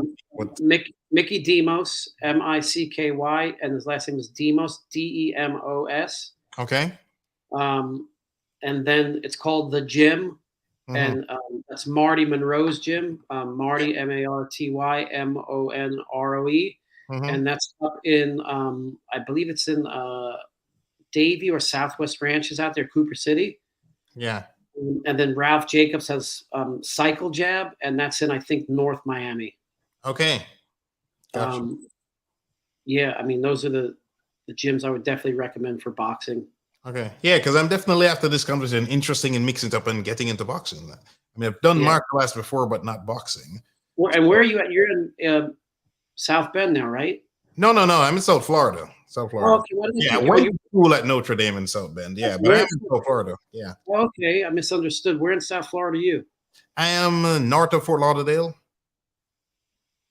Okay. Yeah. So I can get down there instead of weekends or something, Man, I used to hang out off of my first boxing gym I went to was off of Sunrise Boulevard. It was called the JCC. It was a Jewish Community Center. Okay. And that's where Razor Ruddock used to train. Oh, okay. He's Jamaican. Yeah. Razor Ruddock's trainer is the one that started me out in boxing, the one that got me to meet Angelo, Nate Brown. Ah, okay. I used to hang out. Man, what's that? Is it Boyd Anderson that's over there? Off of Sunrise. I used to hang out right off of Sunrise and 31st Ave. Okay. Yeah. Nice. Okay, yeah, small world. Wow, you had a world champion in your gym. Yeah, what are the odds? But like you said earlier, boxing is so unique. I didn't realize that champions trained in gyms that regular people could be in. Because to be honest, I guess some men thought they were isolated. The JCC was called Contenders. They're still around. Chico Rivas still runs it. It was Chico Rivas and Norman Wilson. Okay. But that was all up in Fort Lauderdale. That's where I started. Ah, okay. Gotcha. Yeah, anybody could walk into a boxing gym. It's the craziest thing. Like I had one guy walked in. He was, I'm 5'7", I'm short. Yeah. He comes in, he's 5'5". Yeah. He had to be about 240, 250 pounds, and he's about 45 years old. And he goes, "Hey man," he goes, "I want to be heavyweight champ of the world." So I'm like, "What?" And he goes, "Yeah." He goes, "I'm like, how many fights did you have?" And he's like, "None." I'm like, "Any amateur fights?" "None." And I was like, "Man, get out of here, man." Like, people just like, it's insane. Like, you never hear of any of these stories of anybody walking off the street onto an NFL practice field. And saying, it's the weirdest thing, man. I don't know. You know something? The two things people seem to struggle with, I notice, is accepting that somebody like Albert Einstein is just smarter than them. Like, to know that this person has his IQ or her IQ is just so much higher than yours, they're just smarter than you. People can accept somebody is taller than them, can run faster than them, jump higher than them, all these other things. The other thing they can't accept is that this other person can beat the crap out of them. You see it all the time. They cannot understand that this little person can just pummel them. That's why you'll see these pros versus Joes nonsense. I remember seeing this video of this guy. He looked like he's 6'7", muscular, against this tiny guy. And he's chasing him around. Yeah, and then eventually... Yeah. Oh, sorry, go ahead. I think it was with Sweet Pea Whitaker. Yeah, and then later he's pummeling him. They come up to... Everybody's putting their headgear on. Yeah. And they go to Sweet Pea and they're like, "Here's some headgear." He goes, "Man, I don't even know headgear for this guy. You crazy?" He just takes the crap out of him. Yeah, it's hilarious. It looks so comical. This little person pummeling this huge guy who's like curled up, basically. You know? Yeah. So, people, those two things that they have a hard time mentally wrapping their brain about, that little 12-year-old kid is just smarter than you. It is what it is. It is what it is. Or that 15-year-old girl with a black belt can pummel you, or she's a UFC fighter or whatever. She weighs 150 pounds. It does not matter. You will never hit her. And when she hits you, you will just go to sleep. People find it hard to accept these things, right? So, man, let's see. Do we have any last comments or questions? Well, there's one last question. Which do you prefer, whey protein versus plant-based, from the Positive Therapist? Like I said, man, I'll never give an answer that you got to do what's good. Like, everybody, like Anderson, everybody's different. Like, whey protein, I would try both out and see which you have better results from. Great. Like I said, everybody's different. Like I feel like personally for me, like I like meat. Like I don't have steaks every now and then. Like, I just feel like I don't feel like a normal person. Where then you have these vegans. Some of these guys are just insane athletes, and they don't even need meat. I need meat in my life. Like, so I don't know. Like, I would try both and see what you get results from. That's a great answer. Great answer. Well, beef is the most nutrient-dense food on the planet, so it's not an accident that you feel this way when you eat it. It's kind of similar for me as well. You know, there's a funny thing about the protein powders. Like, when I've seen professional bodybuilders, they're big on eating real food. Remember, the two coaches or the three pro bodybuilder coaches are big on that. Yeah. 12 dozen egg whites. Like, I mean, they only use protein shakes as either emergency food or like post-workout meals, but they're huge on eating real food because of all the nutrients in there, the digestion, blah, blah, blah. The list goes on and on and on. So, yeah. Okay, awesome. Well, this has been a wonderful show. I learned so much, Matt. Thanks again. Again, this has been the longest show we've ever had. And I appreciate everybody that was asking questions, even if you didn't. Thanks for tuning into the show. Yeah, I appreciate all of you. Oh, this has been great. This has been great, man. Yeah. Positive Therapist, good way to end it. I love your honesty. Yes. Appreciate it a lot. Like I said, man, I used to hold in a lot of stuff, man. Now, like I said, like what I even told you that too. Like I told you before, I'm like, "Oh, we'll only be on there for an hour." I'm like, "Not with me, it won't." Yes. Like, I would talk until I fell asleep. Trust me. Yeah, I'm happy with that. Yeah, I love to talk boxing. I love to talk to people, like try to help people, whether it's working out or mental stuff. Like I'm no therapist, but you know, I just try to tell everybody my life experience and go from there.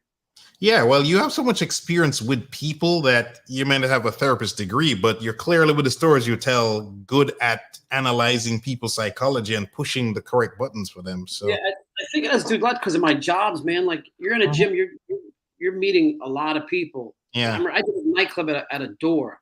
Like I had to deal with a lot of people that were intoxicated. Then, when you work at a car dealership, you got all sorts of people coming and going there. So I think it's just because I just always been around a lot of people. And like I told you earlier, like you build that up. Yeah, being in this pandemic thing, like I'm a social butterfly, man. I need to be out there with people. I'm a man of the streets. Like, yeah, and I know what you mean. Yeah, I like being involved with people as well. So again, amazing show. I agree. Yeah, lots of thanks from Skincare Thank you, Latasha. Thank you, everybody. Positive Therapist. Yeah, all good, man. Thanks for having me on the show. Yep. Awesome. So Matt, again, thanks. Good luck with the gym. I look forward to. I got family in New York, so hopefully when I get up there again, I can come do some training with it. That'd be great. Yeah, and then when if we lock in this gym and stuff, I'll let you know, and maybe we'll do a follow-up show, and I'll tell you guys all about it. Awesome. Yes, I'd definitely do that. Yes. Awesome. Who my partners are for the new gym. I think everyone's gonna be surprised. Okay, nice. I will. That's a deal. I'm already taking you up on the offer, so thanks. I appreciate it, man. Have a wonderful night, everybody. Again, great show. We'll see you guys on Friday for the Friday show. Awesome. Have a great night, everybody. Great night, everybody. Bye. Thanks, Kurt.